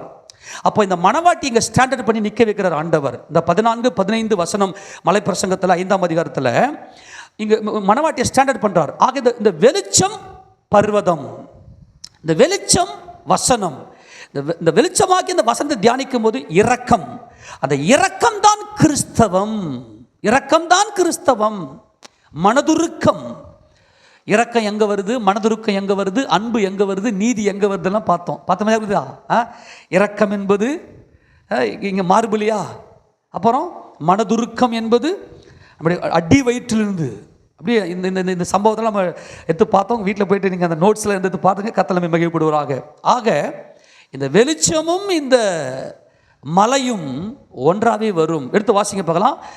43ஆம் சங்கீதம் 3வது வசனத்தை வாசிக்க பார்க்கலாம். 43வது சங்கீதம் 3வது வசனம் வாசிங்க பார்க்கலாம் வேகமா கொஞ்சம். உமது வெளிச்சத்தையும் உமது சத்தியத்தையும். இப்ப புரிஞ்சு வச்சா வெளிச்சம் என்னதுன்னு? வெளிச்சம் என்னது? சத்தியம், அவருடைய வார்த்தை. கர்த்தாவே, உமது வெளிச்சத்தையும் உமது சத்தியத்தையும் அனுப்பியருளும். அவைகள் என்னை நடத்தி இரக்கம் உள்ளவனாக என்னை மாற்றி. புரிஞ்சு போச்சா? ஆமெனா? அப்பா, உமது வெளிச்சம், நீங்கள் உலகத்துக்கு வெளிச்சமா இருக்கிறீர்கள். இந்த வெளிச்சம் நம்மை நடத்தும் இரக்கம் உள்ளவர்களாக, என் தேவனுடைய பிள்ளைகளுக்கு நற்கிரியைகளை செய்கிறவர்களாக. மற்றவர்களை பார்த்ததுமே இரக்கம், மனதுருக்கம், அன்பு, நீதி, இது அப்படியே உள்ளுக்குள்ள பொங்கும். இது பொங்கி வரும், உள்ளுக்குள்ளே அப்படியே பொங்கி வரும். அப்போ என்னை நடத்தி உமது பரிசுத்த பர்வதத்துக்கும். எடுத்து வாசிமா, தொடர்ந்து வாசிமா. உமது பரிசுத்த பர்வதம், இதுதான் மலையின் மேல் இருக்கிற பட்டணம், சியோன் எருசலேம் என்கின்ற மகிமையின் பட்டணம். இது முழுக்க முழுக்க தேவன் மணவாட்டியை குறித்து பேசுகிறார். இன்றைக்கு நம்மோடு பேசுகிறார் என்றால் அடிமை கிட்ட பேச முடியாது, சுயாதீனம் உள்ளவர்களிடத்தில் பேச முடியும். தேவன் இன்றைக்கு நம்மோடு பேசுகிறார். இயேசு கிறிஸ்து நம்மோடு பேசுகிறார். நாம் சுயாதீனம் உள்ளவர்கள். ஆமேனா? இந்த மகிமைக்கு சொந்தக்காரர்கள். ஆமேனா? உமது வெளிச்சத்தையும் உமது சத்தியத்தையும் அனுப்பியருளும். அவைகள் என்னை நடத்தி உமது பரிசுத்த பர்வதத்துக்கும் உமது வாசஸ்தலத்துக்கும் என்னை கொண்டு போவதாக. வாசஸ்தலம் என்பது மகிமையின் சரீரம், கூடாரம் என்பது மாம்ச சரீரம், வாசஸ்தலம் என்பது மகிமையின் சரீரம். இப்போது 2 கொரிந்தியர் 5ஆம் அதிகாரம் 1வது வசனத்தில் ஆண்டு சொல்வார் இல்லையா, பூமிக்குரிய கூடாரமாகிய நம்முடைய வீடு அழிந்து போனாலும் தேவனால் கட்டப்பட்ட கைவேலை இல்லாத மாளிகை, அந்த வாசஸ்தலத்துக்காக நாம் ஏங்கிக் கொண்டிருக்கிறோம். ஆக பூமிக்குரிய கூடாரம் என்பது மாம்சம் ரத்தம் இணைந்திருக்கிற சரீரத்தையும், வாசஸ்தலம் என்பது மகிமையின் சரீரத்தையும் இங்கே பேசுகிறார். ஆக வாசஸ்தலம், உமது வாசஸ்தலம் என்பது சியோன் பர்வதத்தில் நாங்கள் மகிமை அடைந்தவர்களாய் என்றென்றைக்கும் உம்மோடு நாங்கள் ஆளுகை செய்வோம். அப்போ நம்ம அவரோடு கூட ஆளுகை செய்யணும்னா இரக்கம் உள்ளவர்களாக இருங்க. உங்க குடும்பத்தில் முறுமுறுப்பு இல்லாம முதலாவது இரக்கத்தை பாராட்டி முதல்ல உங்க சொந்த பந்தங்களுக்கு, உன்னுடைய கணவருக்கு முறுமுறுப்பு இல்லாம பணிவிடை செய்யுங்க. உன்னுடைய மனைவிக்கு முறுமுறுப்பு இல்லாம பணிவிடை செய்யுங்க. உங்களுடைய பிள்ளைகளுக்கு, உங்களுடைய பெற்றாருக்கு, உங்களுடைய சகோதரர்களுக்கு, உங்களுடைய சபையில் இருக்கிறவர்களுக்கு முறுமுறுப்பு இல்லாமல் இரக்கம் பாராட்டுங்க. இரக்கம் நியாயத்தீர்ப்பில் இரக்கமேன்மை பாராட்டும். இரக்கம் இல்லாதவனுக்கு இரக்கம் இல்லாத நியாயத்தீர்ப்பு கிடைக்கும், இரக்கம் உள்ளவனுக்கு இரக்கம் உள்ள நியாயத்தீர்ப்பு கிடைக்கும்.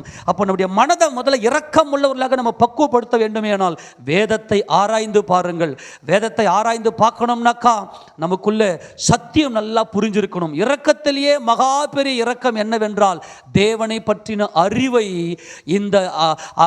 இந்த அறிவே இல்லாதிருக்கிற ஜனங்களுக்கு அந்த வசனத்தை போதிக்கிறோமே, அதுவே மாபெரும் இரக்கம். ஆமென் சொல்லுவோமா? அதனால்தான் ஊழியர்கள், லேவியர்கள் தேவனுடைய ஊழியத்தை செய்கிற தேவனுடைய ரகசியங்களை வாங்கி அந்த ரகசியங்களை, தேவனை பற்ற ரகசியம் இல்லாதிருக்கிற ஜனங்களுக்கு எடுத்து கொடுக்கிறோமே, அதுவே மாபெரும் இரக்கம். இவர்கள் தான் அந்த சியோன் எருசலேம் என்ற மகிமையை அடைவார்கள். அப்போ நீங்கள் நல்ல வசனத்தை கற்றுக்கன்னு உங்கள் பிள்ளைங்களுக்கு அந்த வசனத்தை போதிச்சிங்கன்னா நீங்கள் அந்த மகிமைக்குள்ளே பிரவேசிப்பீர்கள். எத்தனை பேர் ஆமென் சொல்ல முடியும்? உன் குடும்பத்துக்கு நீ தான் ஆசாரியன், உங்கள் குடும்பத்துக்கு நீங்கள் தான் லேவியர்கள். நீங்கள் தான் பரிசுத்தத்துக்கும் பரிசுத்தம் இல்லாததுக்கும் வித்தியாசம் பண்ண வேண்டும். அப்போ நீங்கள் முதல் இரக்கமுள்ள இருந்து நீங்கள் இரக்கம் பாராட்டி சத்தியத்தை அவர்களுக்கு போதிக்க வேண்டும். அதுதான் பார்த்தீங்கன்னா 112ஆம் சங்கீதத்தில் பார்த்தோம். இப்படிப்பட்டவனுடைய நீதி வாரி இறைத்தான், ஏழைக்கு கொடுத்தான், இவனுடைய நீதி என்றென்றைக்கும் நிலைத்திருக்கும். இதுதான் வாரி இறைத்தான்.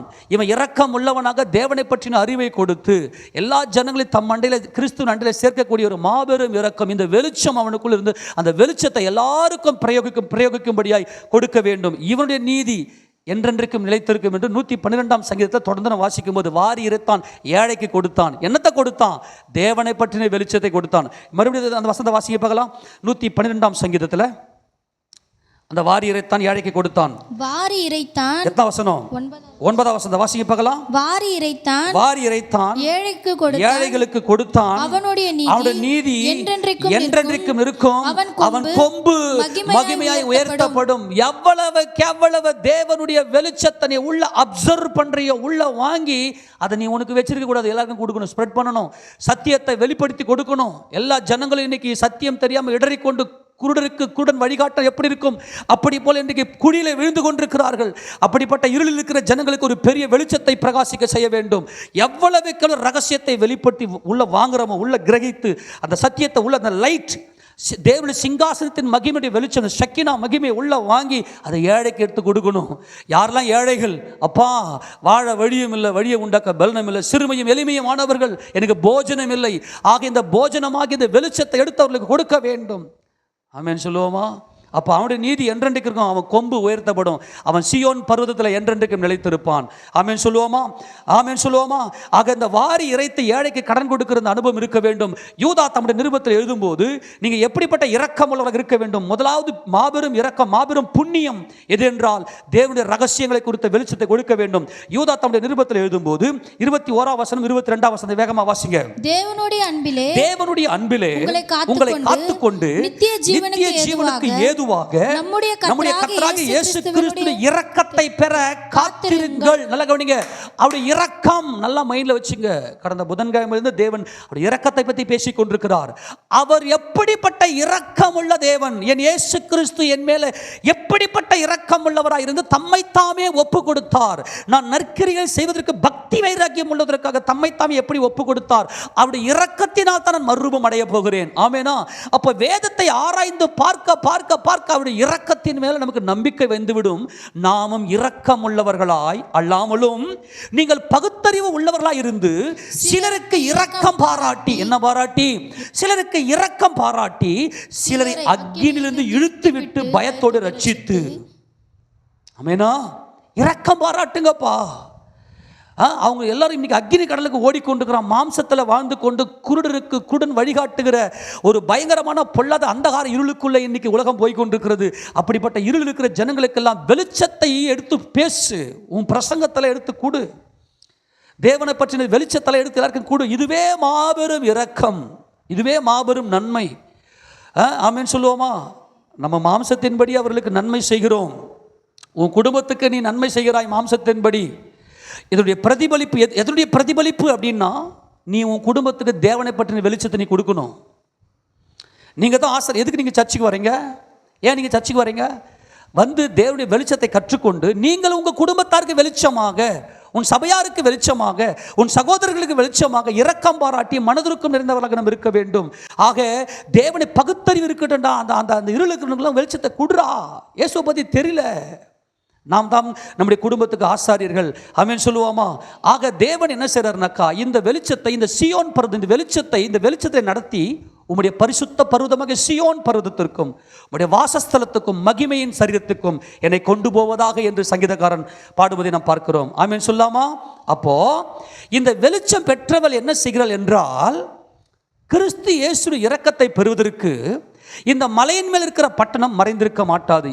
விளக்க கொளுத்தி யாரும் மரக்காலின் கீழே கட்டிலின் கீழே வைக்க மாட்டான்.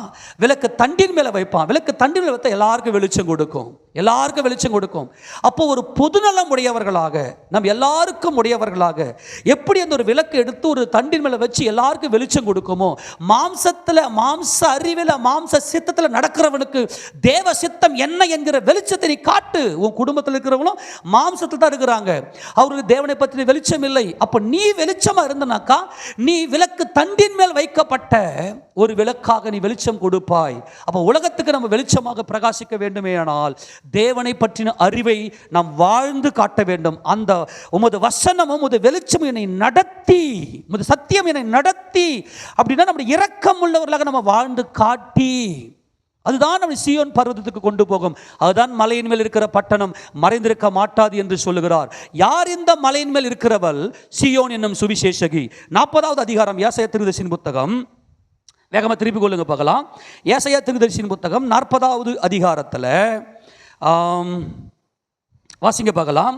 9வது வசனத்தை வாசிங்க பார்க்கலாம். சீயோன் என்னும் சுவிசேஷகியே, சீயோன் என்னும் சுவிசேஷகியே, இவள் ஒரு சுவிசேஷகி.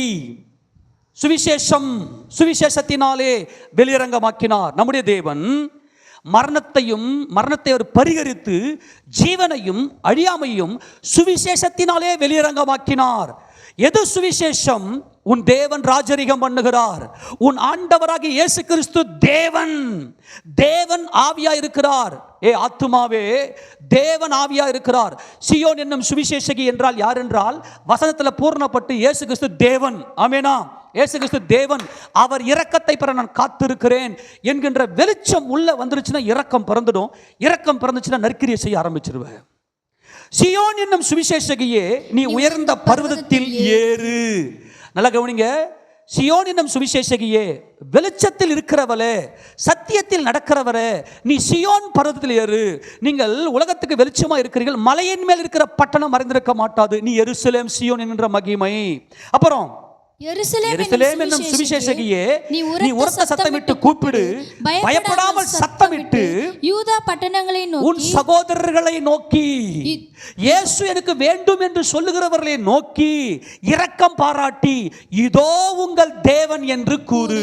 இந்த இயேசு தேவன் என்று கூறு. இந்த இயேசு கிறிஸ்து தேவாதி தேவன் என்று கூறு. ஆமென். அவர் மகாதேவன் என்று கூறு. அதைத்தான் அப்போஸ்தலனாகிய பவுல் யூதாவுக்கு நிருபத்தில் என்பது, நம்முடைய மகாதேவனும் நம்ம இரட்சகரும் நம்முடைய மகாதேவனும் ஆகிய கிறிஸ்து இயேசு வருகிறார். அந்த ஆனந்த பாக்கியத்துக்கு காத்திருக்கிறீர்களே, இதோ சியோன் என்னும் சுவிசேஷகியே, வசனத்தின் வெளிச்சம் உனக்கு உள்ளே வருமேயானால். ஏனென்றால் தேவனை ஒருவனும் ஒரு காலம் கண்டதில்லை, தேவனை காண முடியாது. இயேசு கிறிஸ்து தம்மைத்தாமே தாழ்த்தி மனத்தாழ்மை உள்ளவராய் ஒப்பு கொடுத்ததினால எல்லாம் சிருஷ்டிக்கப்பட்டது. ஆக இன்றைக்கு இயேசு கிறிஸ்து 2000 ஆண்டுகளுக்கு முன்னக மனுஷனாக வந்ததால் ஒரு மனுஷன் அல்ல, தேவன் மாம்சத்திலே வெளிப்பட்டார் என்கின்ற ரகசியம்தான் வெளிச்சம். வெளிச்சத்துடைய பூர்ணம் என்னவென்றால், தன்னை சிருஷ்டித்துடைய சாயலுக்கு ஒப்பாய் பூரண அறிவு அடையும்படி புதிதாக்கப்பட்ட புதிய மனுஷனம் தரித்துக் கொள்ளுவதே அந்த வெளிச்சம். இதுவே சியோன் பர்வதத்துக்கு நம்மை கொண்டு போகும். இயேசு கிறிஸ்து தேவன், இதோ உன் தேவன் என்று கூறு. தேவன் எப்படிப்பட்டவர்? கிறிஸ்து இயேசுவுடைய சுவிசேஷம் என்ன? கிறிஸ்து இயேசுவுடைய சுவிசேஷம் என்ன? இதோ சமாதானத்தை கூறி நற்காரியங்களை சுவிசேஷமாய் அறிவித்து ரட்சிப்பை பிரசித்தப்படுத்தி உன் தேவன் ராஜரீகம் பண்ணுகிறார் என்று சியோனுக்கு சொல்லுகிற சுவிசேஷகனுடைய பாதங்கள் மலைகளின் மேல் எவ்வளவு அழகாக இருக்கின்றன. அப்போ இயேசு கிறிஸ்து அந்த சுவிசேஷகன். அவர் என்ன சொன்னார்? தேவன் ஆவியா இருக்கிறார். ஆமெனா. தேவன் எப்படி இருக்கிறாரு? ஆவியா இருக்கிறார். தேவன் யாரு? சர்வத்தையும் சிருஷ்டித்தவர். கிறிஸ்து இயேசு சர்வத்தை சிருஷ்டித்தவர். அப்போ ஆவியா இருக்கிற தேவனுக்கு தான் மகிமை. மாம்சம் பலியாகணும், மாம்சம் ஆளுகை செய்யக்கூடாது. ஆக சியோன் என்னும் சுவிசேஷகி என்பவள் இந்த மாம்சமாக இருளை ஜெயித்தவள். புரிஞ்சு போச்சா? இருள், மாம்சமாக இருளை ஜெயித்தவள். எப்படி சொல்றேன்? மேல வசனம் 6 வாசியை பார்க்கலாம். பின்னும் கூப்பிட்டு சொல் என்று ஒரு சத்தம் உண்டாயிற்று. எண்ணத்தை கூப்பிட்டு சொல்வேன் என்றேன். அதற்கு மாம்சமெல்லாம் புல்லை போலவும் ஆவியே. ஆமென் சொல்லுங்க. தேவன் எப்படி இருக்கிறாரு? யாரெல்லாம் தேவனுடைய பிள்ளைகள்? மாம்சம் வேலை செய்யக்கூடாது. இதுதான் விக்கிரகம். அறியாமை விக்கிரகம் தான் ஆபிரகாமை விட்டு வெளியே போனது.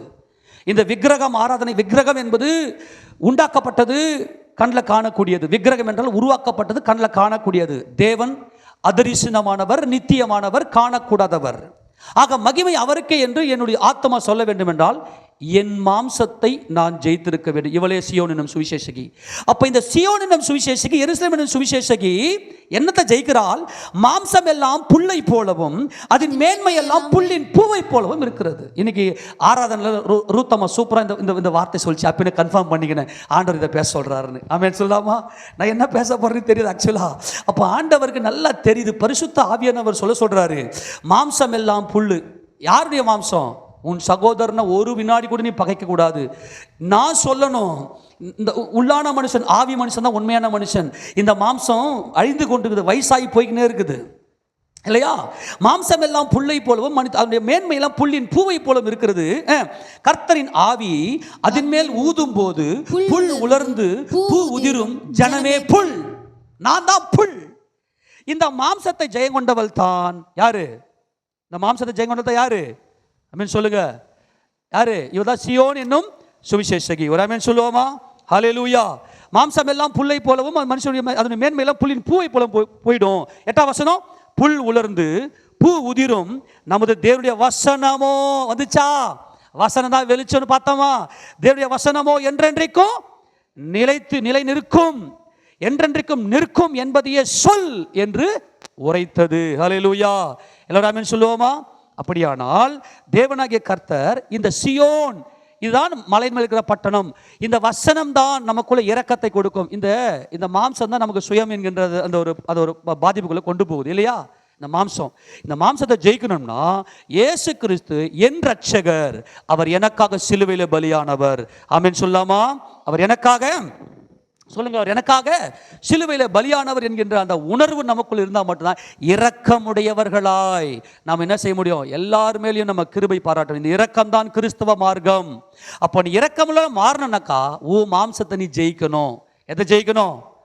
மாம்சத்தை நீ ஜெயிக்கணும். மாம்சத்தை நீ ஜெயிக்கணும்னாக்கா வேதத்தை நீ ஆராய்ந்து பார்க்க வேண்டும். இரவும் பகலும் கர்த்தருடைய வேதத்தில் நீ ஆராய்ந்து பார்க்க வேண்டும். அப்பதான் இந்த மகிமையின் சீயோன் என்கின்ற பர்வதத்துக்குள்ள போக முடியும்.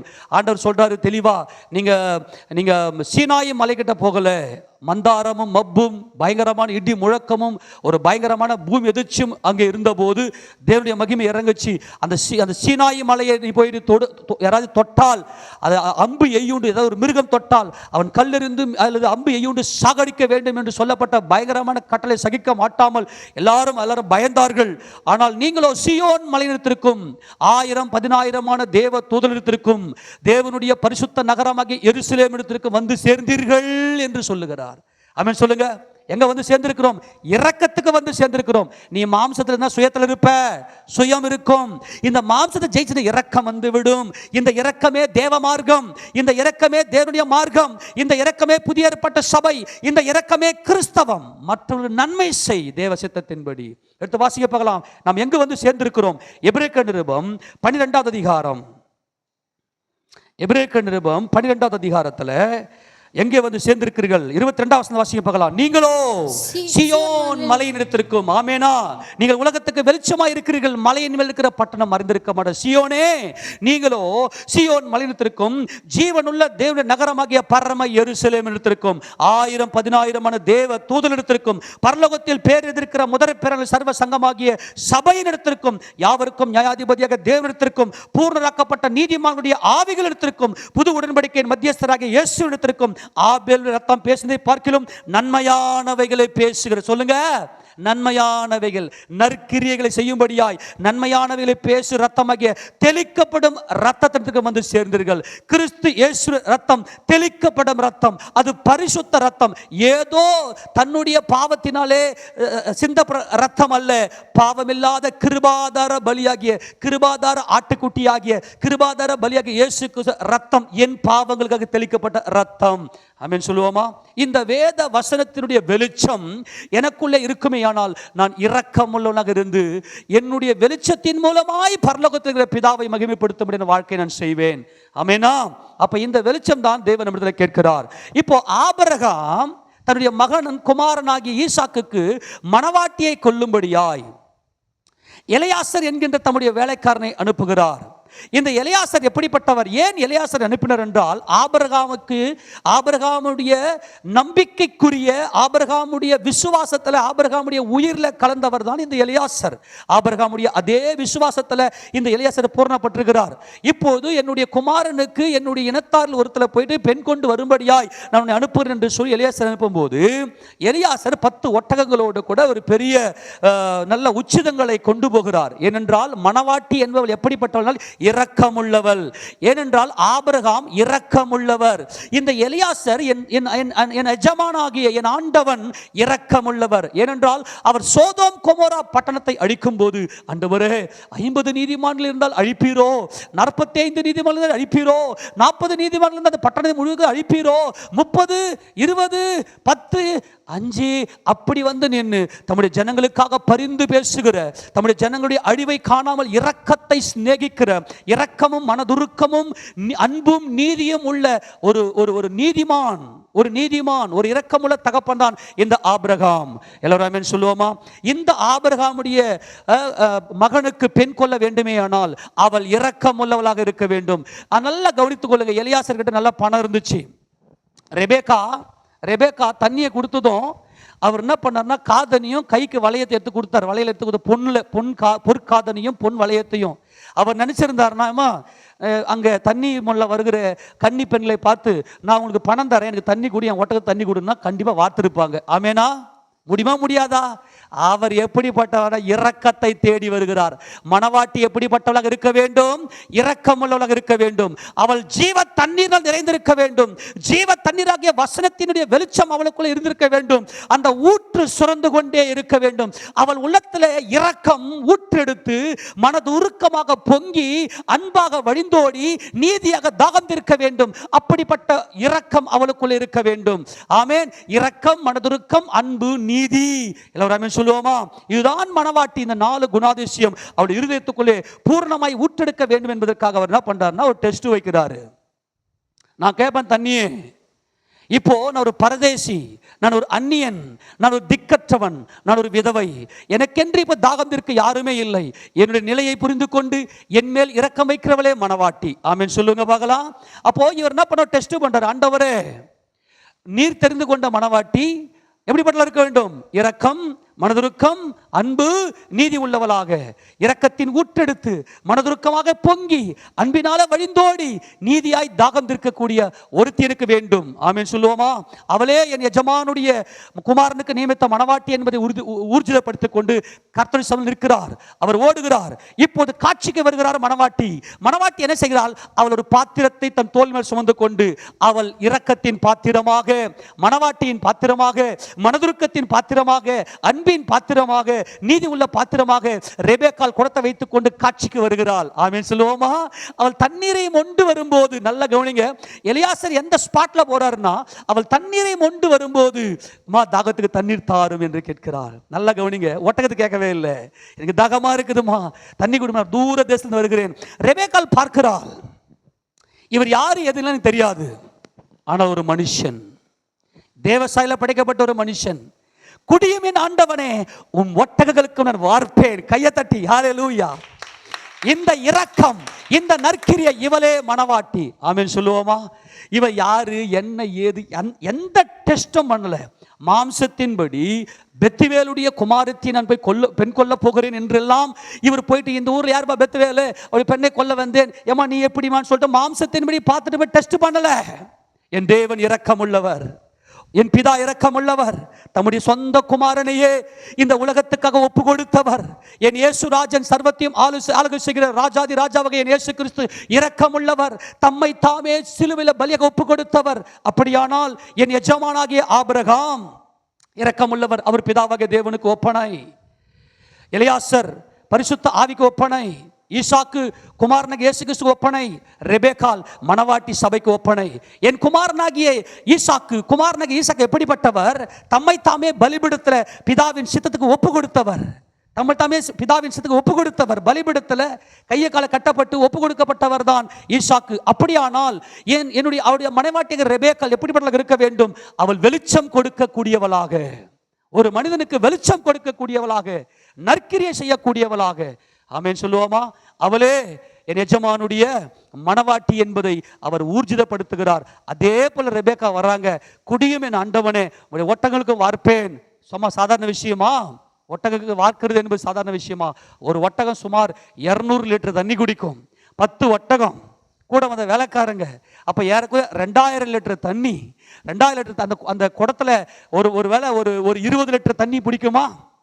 அப்படின்னா எத்தனை நடை மொண்டு போய் கொஞ்சம் யோசிச்சு பாருங்க பார்க்கலாம், கற்பனை பண்ணுங்க பார்க்கலாம்.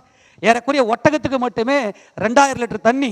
அந்த குடத்துல ஒரு குடத்துல ஒரு 20 லிட்டர் தண்ணி பிடிக்கும்னா எத்தனை பட்டு கால்குலேட் சொல்லுங்க, எத்தனை முறை அந்த மொண்டு ஊற்றிருப்பாங்க?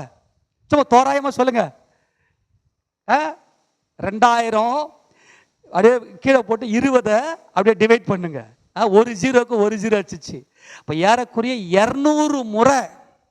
நல்லா கவனிங்க. உதாரணத்துக்கு தோராயமாக நான் சொல்கிறேன். அந்த அம்மா வச்சுக்கிற குடம் ஒரு 20 லிட்டர். இப்போ உதாரணத்துக்கு நம்ம இப்போ வாட்டர் அந்த டேங்க்லாம் அந்த கேன்லாம் பார்த்தீங்கன்னாக்கா 25 லிட்டர் இல்லையா? 25 தானே? தப்பா சொல்கிறேன்னா? 25 தானே? தெரியலமா? 25 தானே? சரி, உதாரணம் சொல்கிறேன். ஒரு கேன் வந்து 25 லிட்டர் பிடிக்குது. அப்போது அதை தூக்கிறதுக்கே நம்ம கொஞ்சம் வெயிட்டாக இருக்குது. சரி, நம்ம ஒரு தோராயமாக 20 லிட்டர் வச்சுக்கோங்க. அப்போது ஒரு ஒட்டகம் 200 லிட்டர் தண்ணி குடிக்குமா? நீங்கள் செக் பண்ணி பார்த்துங்க. 10 ஒட்டகம் 2000 லிட்டர் தண்ணி குடிக்கும். அப்போ இந்த அம்மா வச்சுக்கிற குடம் ஒரு 20 லிட்டர் குடம் வச்சுக்கிறாங்க. அப்படின்னா குறைஞ்சது அந்த அம்மா 200 முறை இல்லையா? 200 முறை 100 முறையா? சாரி 100 முறை தப்பாக கணக்குப்பட்ட. ஓகே, 100 முறை. இந்த 2க்கு 2 அடிப்பட்டல, யாருக்குரிய 100 முறை வச்சுங்க. அப்போ இந்த அம்மா பண்ணிட்டாங்கன்னா யாருக்குரிய 100 முறை இந்த அம்மா என்ன பண்ணிடுறாங்க, போயிட்டு அந்த தண்ணீர் குடத்தை மொண்டு வந்து 100 முறை ஊற்றிருந்தீங்கன்னா என்ன இருக்கும்? நீங்கள் நம்ம வீட்டில் எத்தனை பேர் இருக்கிறோம்? 4 பேரில் 5 பேர் சாமான் தேய்ச்சி என் கைரேகெல்லாம் போயிருச்சு. இந்த 4 பேருக்கு தண்ணி அந்த அம்மா 100 முறை இறக்குரிய. நீ ஒரு நம்ம வீட்டு மிஞ்சி போன ஒரு 2 குடம் 3 குடம் தண்ணி இருக்கும், அதை பிடிச்சி தூக்கி வைக்கிறதுக்கு இடுப்பெல்லாம் முறிஞ்சி என்னத்தை சொல்ல. இருக்கிறது ஒரு 2 ரூம் இல்லை, ஒரு 3 ரூம் இருக்கும். அதை பெருக்கி பெருக்கி பெருக்கி உங்களுக்கு மாயலை ஓயலை. அதுக்கு வேற ஒரு முறுமுறுப்பு. இந்த வீட்டுக்கு நான் ஓடா வச்சுக்கிறேன், என்னை யாரும் கண்டுக்க மாட்டேங்க வேற பேரு. ரெபேக்கா, ரெபேக்கா எங்கே? ரெபேக்கா என்றால் என்ஸ்னர், அதாவது வந்து தேடி வலை வீசப்பட்ட மான், தேடி வலை வீசப்பட்ட மான். ரெபேக்கா என்று சொன்னால் ரிப்கா, அது ஆக்சுவலாக பார்த்தா ரிப்கா என்று இருக்கும் மூல பாஷையில், அதை ரெபேக்கான்னு மொழிபெயர்த்திருக்கிறாங்க. ரிப்கா அதாவது ஏதோ வலை வீசி அந்த வலையில் வந்து வீழ்ந்த மான் அல்ல, தேடி வலை வீசப்பட்ட மான்.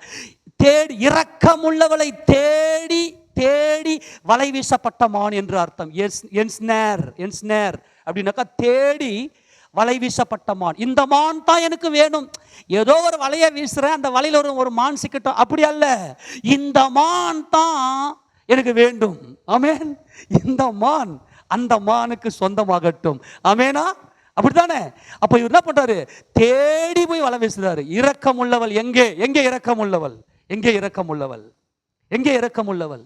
அந்த இரக்கம் தான் கிறிஸ்தவ மார்க்கம். ஆமென் சொல்லுவோமா? அப்போ மலை மேலே ஏறுகிற இந்த அனுபவம், உயர்ந்த பர்வதத்தில் ஏறுகிற இந்த அனுபவம், இதுதான் இந்த மான். இந்த மான் எப்படிப்பட்ட மான்? 18ஆம் சங்கீதம், கொஞ்சம் வேகமாக வாங்க பார்க்கலாம். 18வது சங்கீதத்தில் என் கால்களை என்ன எப்படிப்பட்ட கால்களை மாற்றி வைத்திருக்கிறீர்?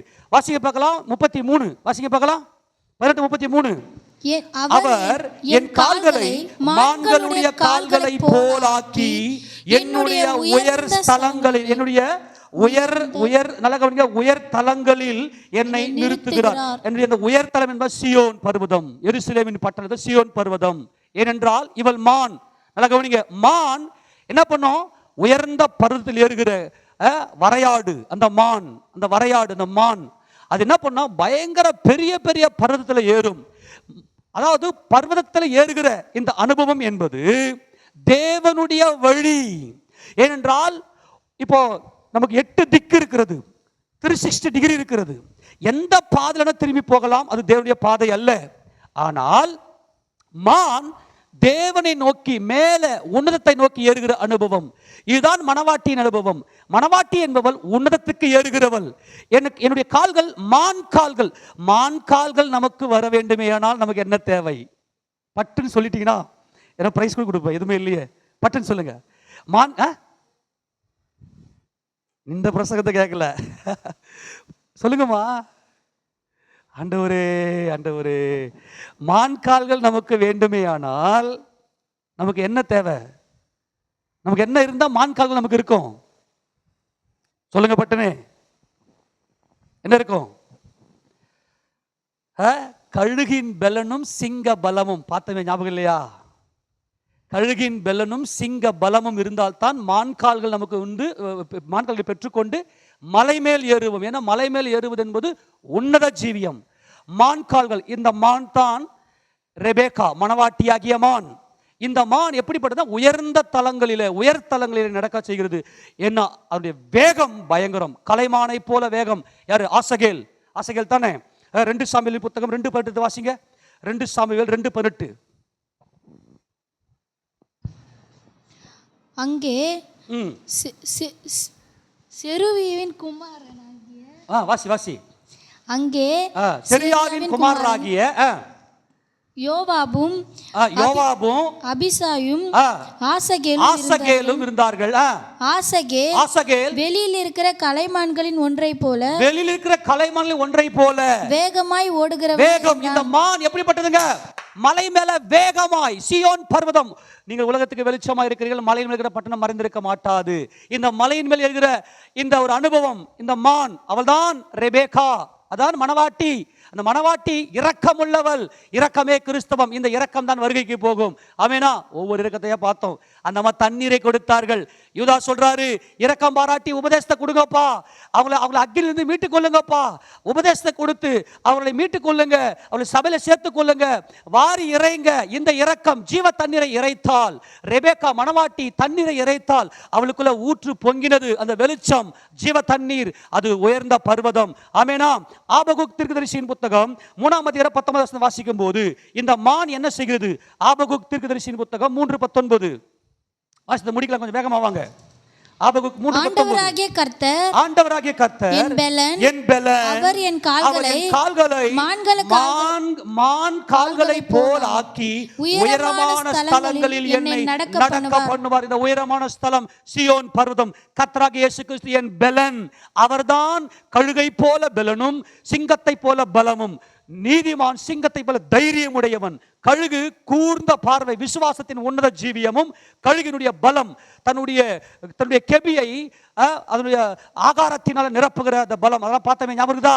ஆக அந்த கிறிஸ்து தான் என்னுடைய பலன். அவர் தான் கிறிஸ்து தான் என்னுடைய கழுகு, என்னுடைய சிங்கம். அந்த பலன் இருக்குமே ஆனால் மான் கால்களை நம்ம கொடுத்து உயர்தல்கள் ஏற பண்ணுகிறார். அந்த மலையின் மேல் இருக்கிற பட்டணம் மறைந்திருக்க மாட்டாது. ஆமெனா. இந்த மலையின் மேல் இருக்கிற பட்டணம் இவ்வளவு ரகசியங்களையும் உள்ள அடக்கினதை வச்சுதான் இயேசு கிறிஸ்து அந்த வசனத்தை சொன்னாரு. நீங்கள் எப்படி இருக்கிறீங்க? நீங்க விளக்கை கொளுத்தி மரக்கால்ல வைக்கப்பட்ட பாத்திரம் அல்ல. நீங்கள் விளக்கை கொளுத்தி விளக்கு தண்டின் மேல் வைக்கப்பட்ட பாத்திரம். ஆமெனா. அந்த விளக்கு தண்ணி மேல் வைக்கப்பட்ட பாத்திரம் எல்லாருக்கும் நன்மை செய்யும், எல்லாருக்கும் வெளிச்சம் கொடுக்கும். அது முதல்ல உங்க வீட்டில் ஆரம்பிக்கட்டும். ஏறக்குறைய 100 குடம் தண்ணி இன்னைக்கு போய் நீங்க டெஸ்ட் பண்ண போறீங்க. இப்ப ஆமென். 100 குடம் தண்ணி எடுத்து, அதுவும் அந்த நாட்களில் பார்த்தீங்கன்னாக்கா தண்ணி ரொம்ப ஆழத்தில் இருக்கும், ரொம்ப உள்ள போய் மொண்டு எடுக்கணும். அந்த அம்மாவுடைய அந்த ஒரு ஜீவியம் எப்படிப்பட்ட ஜீவனை பார்த்து கொள்ளுங்க. நல்லா வீட்டில் போய் தியானம் பண்ணுங்க, நல்லா ஒப்பு கொடுங்க. ஆக இதுதான் கிறிஸ்துவனுடைய மணவாட்டி. இந்த மணவாட்டி எப்படிப்பட்டவள் அப்படின்னா, மாம்சத்தை ஜெயித்தவள், ஆவியில உயிர் கொண்டவள். ஆமென். எந்த மாம்சத்தை ஜெயிக்கணும்? நான் தான் என் மாம்சத்தை ஜெயிக்கணும். என் மாம்சம் எல்லாம் புல்லை போலவும், இந்த மாம்சத்தின் மகிமை எல்லாம் புல்லின் பூவை போலவும் போயிடும் என்பதை இந்த சத்தியத்தை நம்ம அறிந்திருக்க வேண்டும். அப்பதான் நம்முடைய இருதயத்துக்குள்ள கிறிஸ்துவை தரித்துக் கொண்டு பிதாவாகிய தேவனை மகிமைப்படுத்த முடியும். இந்த இரக்கம் நமக்குள்ள இருந்தால் மாத்திரமே. இது வசனத்தினால மட்டும்தான் வரும்.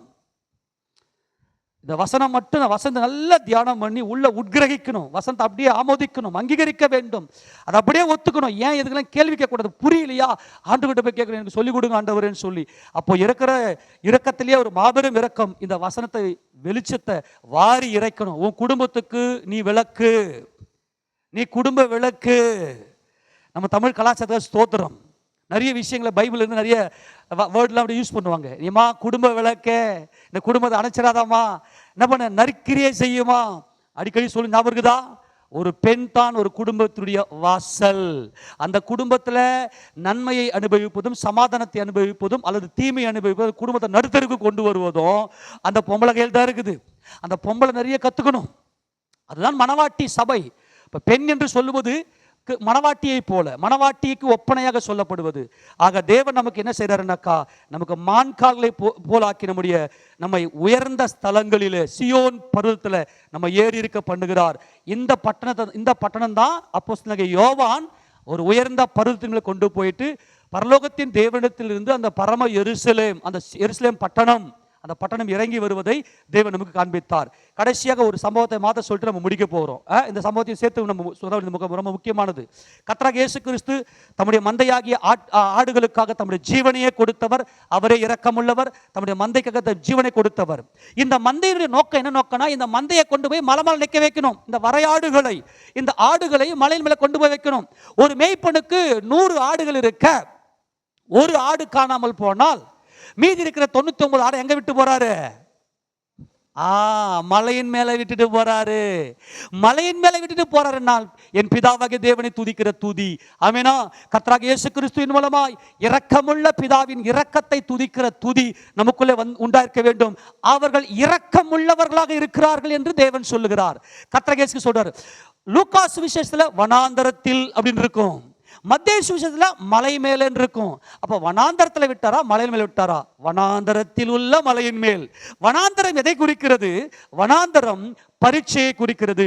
வனாந்தரம் விசுவாசத்தின் போராட்டத்தை குறிக்கிறது, விசுவாசத்தின் பரீட்சையை குறிக்கிறது. நீங்கள் விசுவாச விஷயத்தில் பரீட்சைக்கு நிற்கவில்லையா? நீங்கள் விசுவாசத்தை விஷயத்தில் பரீட்சைக்கு நிற்கவில்லை என்றால் எப்படி மற்ற காலை ஜெயிப்பீர்கள் என்று பவுல் எழுதுகிறார். நாங்களோ விசுவாசத்தின் பரீட்சைக்கு நில்லாதவர்கள் அல்ல, விசுவாசத்தின் பரீட்சைக்கு நிற்கிறவர்கள் என்று சொல்லுகிறார். ஆக வனாந்தரம் என்பது விசுவாசத்தின் பரீட்சையினுடைய பூரணம். அந்த மலைதான் அந்த பூரணம். அந்த மலையின் மேல, வனாந்தரத்தில் அந்த மலையின் மேல கொண்டு போய், இந்த வனாந்தரத்தை கடந்தால்தான் மான் கால்களை பெற்றுக்கொண்டு நாம் என்ன செய்ய முடியும்னா அந்த மலை மேல பர்வதத்தில் இருக்க முடியும். ஆக இந்த வனாந்தரத்தை கடக்க வேண்டுமானால் வசனத்தின் வெளிச்சம் நமக்கு தேவை. இந்த வனாந்தரத்தில் தான் சிங்க பலனும் கழுகின் பலனும் சிங்க பலமும் நமக்குள்ள தேவன் கொடுக்கிறார். இதை பெற்றுக்கொண்டு மலையின் மேல மான் கால்களை பெற்றுக்கொண்டு ஏறுகிறோம். புரிஞ்சு போச்சா? இந்த 2 வசனத்தை வாசித்து முடிக்கலாம். லூக்கா சுவிசேஷம் முதல்ல வாசிக்க பார்க்கலாம். லூக்கா சுவிசேஷ புத்தகம் 15ஆம் அதிகாரத்தில் 4ஆம் வசனத்தை வாசிக்கலாம். வாசிங்க பார்க்கலாம். உங்களில் ஒரு மனுஷன் 100 ஆடுகளை உடையவனாய் இருந்து அவைகளில் ஒன்று காணாமல் போனால் 99 ஆடுகளையும் வனாந்தரத்திலே விட்டு காணாமற் போன ஆட்டை கண்டுபிடிக்கும் அளவும் தேடி திரியானோ. என்ன கண்டுபிடிக்கிறாரு? மலையின் மேல இரக்கம், இரக்கம், இரக்கம். இந்த ஒரு ஆட்டுக்கு இரக்கம் இல்லை. அப்பா, காணாமல் போன ஆடுனா நாமேனா, எனக்கு இரக்கம் பாராட்டும். அந்த ஆடை கண்டுபிடிக்கிறார் அப்படின்னா அந்த ஆட்டுக்குள்ள இரக்கம் வர வேண்டும், வசன வெளிச்சம் இருக்க வேண்டும், நற்கிரியை இருக்க வேண்டும், நற்கனி கொடுக்க வேண்டும், சகல ஜனங்களுக்கும் தேவ சித்தம் செய்து அவர்களிலிருந்து பிதாவை மகிமைப்படுத்த வேண்டும். வனாந்தரத்தில் விட்டு ஓகேவா, அதை கண்டுபிடித்த பின்பு அவன் சந்தோஷத்தோடு அதை தன் தோள்களின் மேல் போட்டுக்கொண்டு வீட்டுக்கு வந்து சிநேகிதரையும் அயலகத்தாரையும் கூட வரவழைத்து, காணாமற் போன ஆட்டை கண்டுபிடித்தேன், என்னோட கூட சந்தோஷப்படுங்கள் என்பான் அல்லவோ. ஆமென் சொல்லுவோமா? ஹல்லேலூயா. அப்படியானால் இரக்கம் நமக்கு தேவை. மத்தேயு சுவிசேஷ புத்தகம் 18ஆம் அதிகாரத்தில் கர்த்தர் இந்த ஓமையை சொல்லும் போது எடுத்து வாசிக்க பார்க்கலாம். 18ஆம் அதிகாரம் மத்தேயு சுவிசேஷ புத்தகம் 12ஆவது வசனத்தை வாசிக்கலாம். உங்களுக்கு எப்படி தோன்றுகிறது? ஒரு மனுஷனுக்கு 100 ஆடுகள் இருக்க அவைகளில் ஒன்று சிதறி போனால் அவன் மற்ற 99 ஆடுகளையும் மலைகளில் விட்டு போய், மலையின் மேல் இருக்கிற பட்டணம் மறைந்திருக்க மாட்டாது. எங்க விட்டு போறாரா?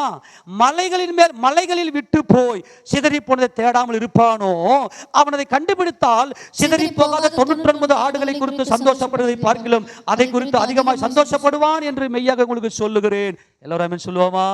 அப்ப என்ன அர்த்தம்? மலையின் மேல் இருக்கிற இந்த ஆடு இரக்கமுள்ள ஆடு. இந்த ஆட்டுக்கு உள்ள வெளிச்சம் இருக்கிறது. இந்த வெளிச்சம் வசன வெளிச்சம்.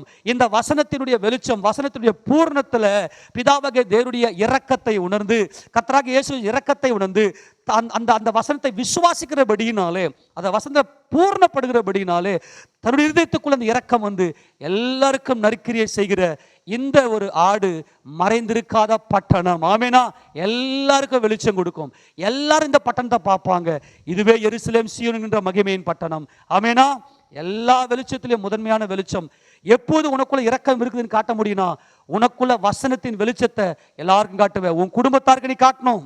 உன்னுடைய சாந்த குணம் வெளிப்படணும், உன்னுடைய இரக்க குணம் வெளிப்படணும்.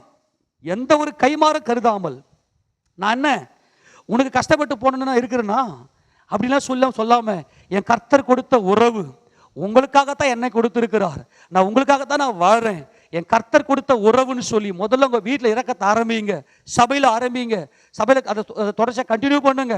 அது அப்படியே உங்களை பார்க்குற எல்லாரிடத்திலையும், உங்கள் சொந்த பந்தம் உற்றார் உறவினர் எல்லாரிடத்திலையும் பார்க்குற இரக்கத்தை வெளிப்படுத்துவோம். தேவ சித்தத்தை நிறைவேற்றி தேவன் நம்ம இந்த உயர்ந்த இடங்களிலே, உயர்ந்த ஸ்தலங்களிலே, உயர்ந்த பருவத்தில் நம்ம ஏறி இருக்க செய்வாராக. அவருடைய பரிசுத்த நம்ம என்றைக்கு மகிமைப்படுவதாக. நம்ம முழங்கால் படியிடலாம். பரலோக பரமபிதாவே, வானத்துக்கு பூமிக்கும் ஆண்டவராக இருக்கிற எங்கள் சர்வ